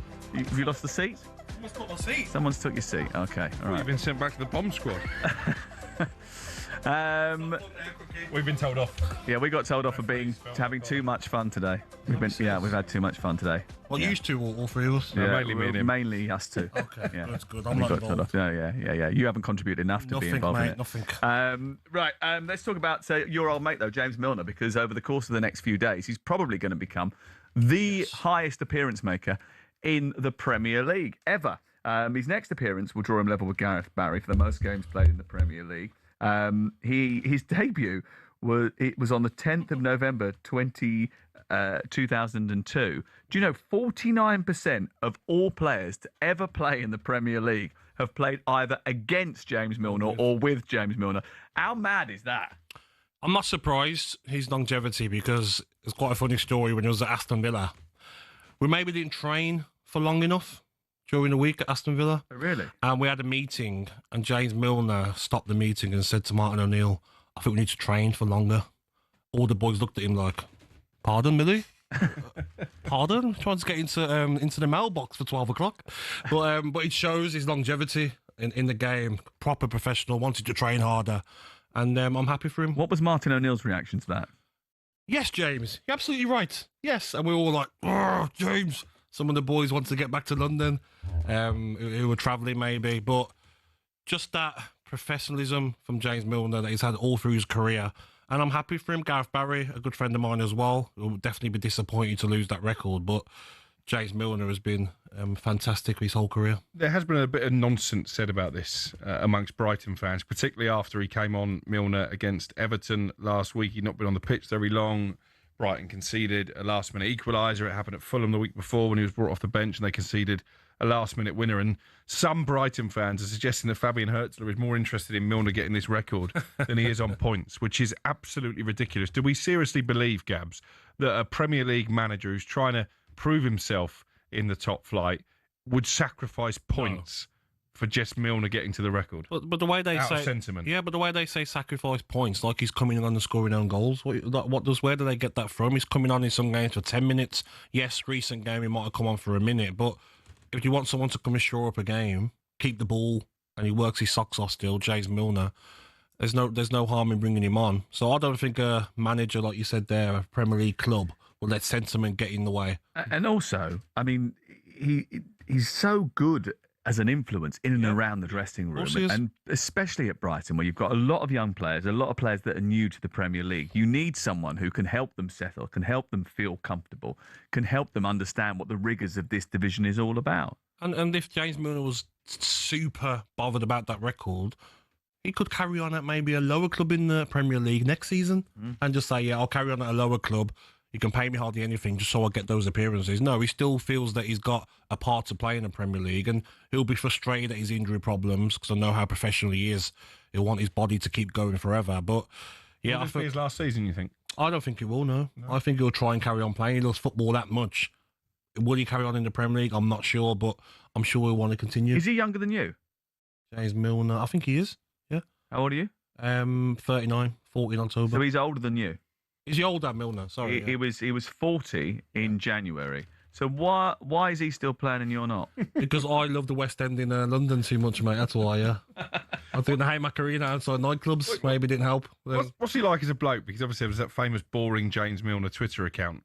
I think he's just professional. Harry Kane, similar, professional. If James Milner was to go out for a lunch or dinner, you know he's going to have the right food. You know what I mean, Sam? He might have the right amount of veg, the right amount of meat, the right amount of fish during the week. Yeah, he gets his macros right. He doesn't, the right amount of sun like Ronaldo does. Yeah, so a proper professional. Who's not having a glass of wine. He's not like Crookie. If he was opposite Crookie on the way to Newcastle, he'd be disgusted and probably move seats because I picked the lowest calorie lunch. Oh, you did actually. Yeah, good shout. But just a professional, and I'm hold on a second. The lowest calorie lunch, which was a slab of cheese, and a bottle of red wine. I don't really think you were being health conscious. Wine's healthy, isn't it? No. Red wine's good for you. It was. Is it? Yeah, in small quantities. Yeah, but Milner, legendary career, and I'm sure he's got a lot to offer the game once he does retire. He was just 16 when he made his debut in 2002. He played for Leeds United. He was a massive fan of Leeds United as well, wasn't he? When he was younger, he used to be a big fan of Tony Yeboah. He dreamed of playing for them. It was a period of turmoil for Leeds United, and he ended up bouncing around a little bit. He went to Aston Villa, went to Newcastle, found himself at Manchester City eventually, then went on to Liverpool. This is a Champions League winner. Yeah. This is someone to be celebrated. He played his best football for us in centre midfield. He scored some screamers from midfield, reliable on the ball, energy up and down the pitch as well. Fantastic player. Okay. Do you think it'll be beaten, this record, if he gets it? Well, sports science would suggest that people are playing for longer, so someone might end up doing that. Sometimes you've got players that have come through very early. I mean, Ethan Nwaneri made his debut for Arsenal at 15, so it may well be that, usually things do get broken, don't they? It might take a long time, though, to break this record, as it has done to break Gareth Barry's They're good friends record. As well. Yep, a little bit of banter, I'm sure. Yes. Between those two. Remember, tonight we've got Nottingham Forest's trip to Leeds United. It kicks off at 8 o'clock live on talkSPORT. Tomorrow it's Manchester United against Spurs. And we'll preview the first of those next.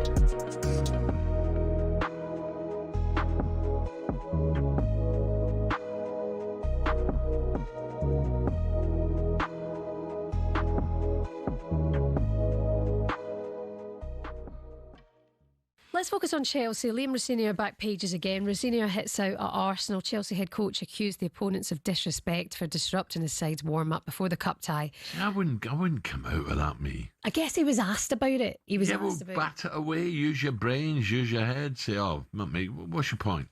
You saying that costs the game? No.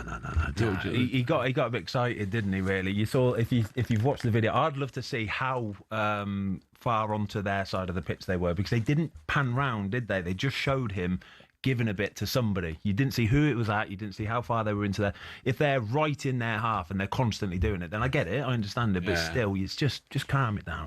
Rosenior mentioned that it could be mind games, though. Do you believe that the Arsenal players were creeping into that half to get in their heads, or was it just a genuine? They've done the job either way. They've got in their head either way. Well, now he's talking about it. Yeah, exactly. I don't know. Arsenal were favourites to win that game for me. Why would you? Nah. Maybe you might say, look, you know the rules, stay in your own half. But nah, I don't. I think we're looking at a big problem here that's not a problem. Yeah, I don't think they need to resort to doing that, Arsenal. Yeah, he said in the interview, I've never asked my team to approach on the opposition's territory. I didn't think it was right. Where they were operating, they were affecting my lads' warm-up. What's your thoughts on Rosenior? I'm still a little bit waiting for it, to be honest with you. The results are ultimately going to be the thing that dictates whether he's a success or not. Some of the things he comes out and says, obviously the world that we live in now, social media, they're so quick to make memes up, honestly, Alan. I don't know if you're on Twitter, Instagram, any of this kind of stuff. A little, but not really. It's brutal. Hello and welcome to talkSPORT Goals. We've been taking you through what should be another busy day of football. Chance to win it! We don't need to do that, guys. I'm going to owe you an apology. How would you get to that conclusion? That's a weak mentality. Oh, get out of it.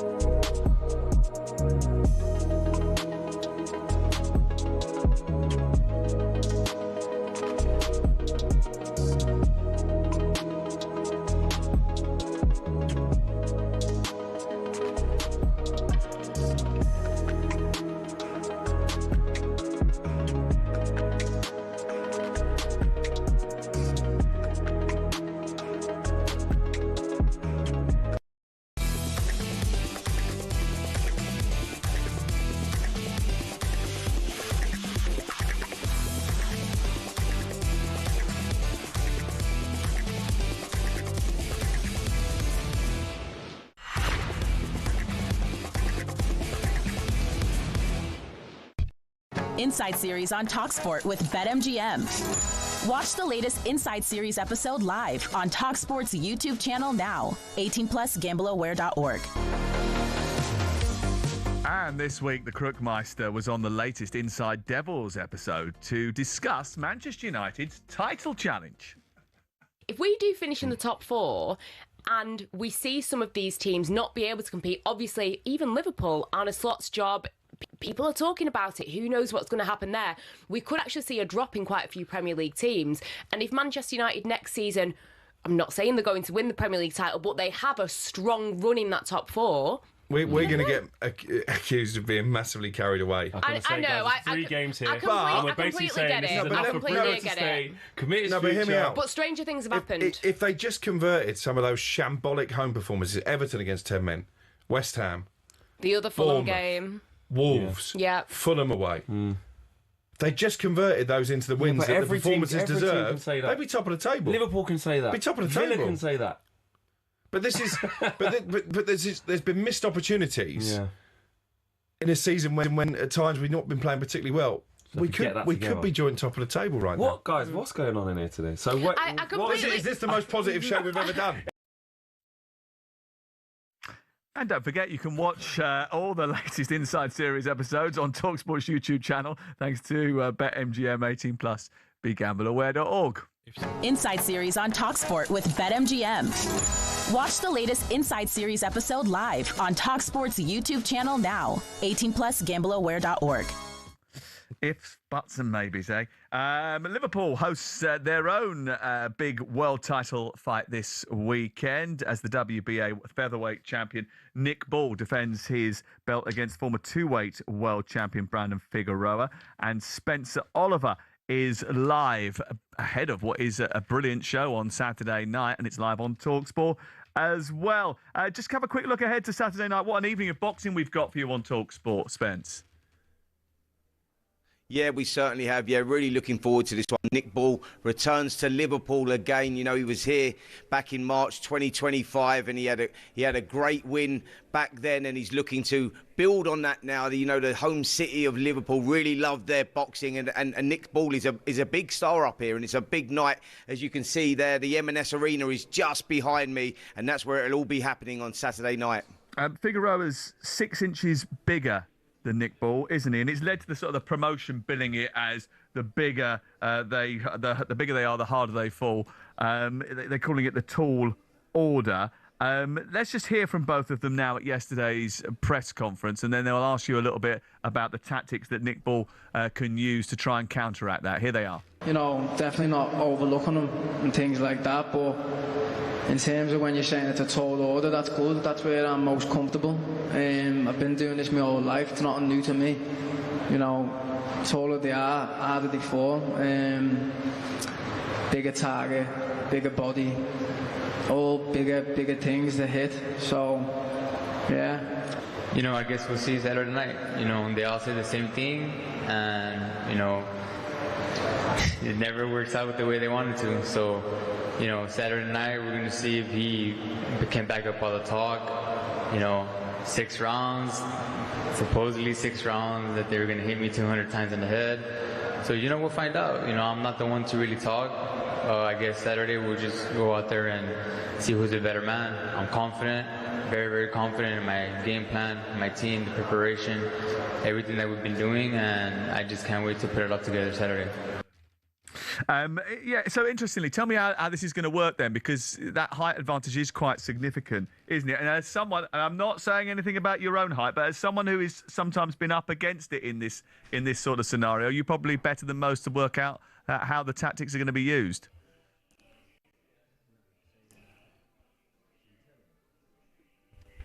Yeah, sorry, boys, not getting anything there. Oh, he didn't like that question. That's a good way of avoiding it, actually, Spence. It's fine. Can you hear me now, Spencer? Oh, he's gone. Oh, well. Well, listen, it is going to be a tall order on Saturday night when we bring you live commentary from the M&S Arena in Liverpool on the Albert Dock, where Nick Ball takes on the former two-weight world champion in Brandon Figueroa. It's live on talkSPORT as part of Fight Night. And I tell you what, actually, Spencer will be very good on that, so it's well worth listening to them on Saturday night. Well worth listening. Step in to defend Simon the other day when he was about to get battered, did he? Spencer, didn't he? Nowhere to be seen. Against with Wilder. You still got to stand up and help Simon. You just sat there. He's not very teammate-ish, was it? Outrageous. Yeah, Paul from Maybe it was the 6-inch height difference that put him off. Mate, it doesn't matter. I don't know. Big game tonight, which is live on talkSPORT. Well worth listening, is Nottingham Forest's trip to Leeds United. They've won the last 3 against Nottingham Forest, Leeds United, but they have sort of dried up a little bit in front of goal. Dominic Calvert-Lewin won in his last 6 after a run of 7 in 6. But it's an important game for both teams because I think West Ham do beat Burnley away, and then you're down to 3 points, whoever loses tonight, if one team does. So it's a big game for both teams. And look at the next 3 games. Forest have got Leeds away, Wolves at home, Liverpool at home. Leeds have got Forest at home, Chelsea away, Aston Villa away. So tough 3 games for Leeds. If they were to lose all 3 of them, West Ham win 2 of their 3 Premier League games, which are Burnley away, Manchester United at home, and Bournemouth at home. Then it could be level. Hold on a second. You just got a little irritated with him and his friends for saying if buts and maybes. What makes you so sure that West Ham are going to go to Burnley and win? Because how poor Burnley are. Yeah, I agree. They're a bit of a shambles at the moment. And I think West Ham playing okay. Yeah, and West Ham, Somerville's come to the party. Wan-Bissaka looked very good, even though Garnacho was scared to take him on. Having Diouf back from the African Cup of Nations as well. I just think West Ham are up for the fight. So if you're Leeds and Forest tonight, you're looking at this game and saying, must not lose. Well, over the last 5 games, Burnley have only lost 1. That was against Sunderland away from home at the Stadium Light. It's a difficult place to go. They drew at home against Tottenham. They drew away against Liverpool. They drew at home against Manchester United, and they thrashed Millwall by 5-1. So their home form's been pretty good, actually. Yeah, but it just felt to me like that game at Sunderland on Monday and talkSPORT 2 was the final nail in their coffin. Didn't have a single shot on target. I just wonder how demotivated and demoralised the players will be. And I think if you're West Ham, this is arguably the most winnable game they've got left this season. Must win. I think they have to win. I think they have to win. So I agree with Gabby. I think they get the job done. Just on Forest, one place above the relegation zone. Obviously, they've got a playoff, haven't they, in the Europa League. I'm still intrigued to see what happens with Sean Dyche at the end of the season. Even if they do stay up, it wouldn't surprise me if Evangelos Marinakis wanted to make another change in the dugout. Do you not think West Ham have got a chance of staying up, Sam? Well, I think the gap is big. And I mean, if you're already told me, as you have today, that there's no title race, and the gap between Manchester City and Arsenal is 6 points, and that Manchester City are much more capable of stringing results together than West Ham are, you're looking at West Ham to... Yeah. One win in the last 7? Yeah, but over the course of a season, if you look at Manchester City's abilities to put runs of results together, they're a little bit more consistent than West Ham, with all due respect. West Ham obviously had shown a little bit of fight. They did quite well in the game against Sunderland, and then they did pretty well in the first half against Chelsea, but then found themselves throwing away that 3 points. And I just wonder how much of an impact that is going to have on them. It can do, yeah. Nottingham Forest unbeaten in 4 in the Premier League, which is their longest unbeaten run in the Premier League this season. You know, if he drags them away from the relegation zone and gets them into the latter stage of the Europa League, why on earth would they want to change it again? Because he's got delusions of grandeur. I think Marinakis, certainly don't think he expected them to be one place above the relegation zone 24 games in. Well, he did change the manager 3 times. Yeah, no, he did. Listen, I'm not saying I would do it. I'm just saying it wouldn't surprise me if he does. Well, I just think if Leeds win tonight and West Ham win tomorrow, then it's down to 3 points. But this is why it's so big, isn't it? Because someone's going to have a brilliant weekend and someone's going to have a disastrous weekend. And Leeds can't afford to lose because they've got Chelsea away afterwards. And I think it's got draw written all over it for me. Interesting. We'll see what happens mate? tonight. Do you want to do golden goals? 1-1. Do you want to have another go at golden goals? 1-1. If you just keep having a go every game, you might actually get one right. 1-1, 2-2, or 0-0. The Gadfather, thank you very much. Crook and I are in detention this afternoon, so we're going to go and have a little debrief with the ref. We're in trouble. But we'll be back next Friday, hopefully. We never know. And we will be back together again on Sunday when we bring you Game Day Live from 1:30 as we take you round the grounds in the WSL, the Premier League and the EFL. And, of course, that huge match, Liverpool against Manchester City, which we will be at on Sunday, 1:30. Join the Crookmeister and I for that. Enjoy tonight's football. H&J are next.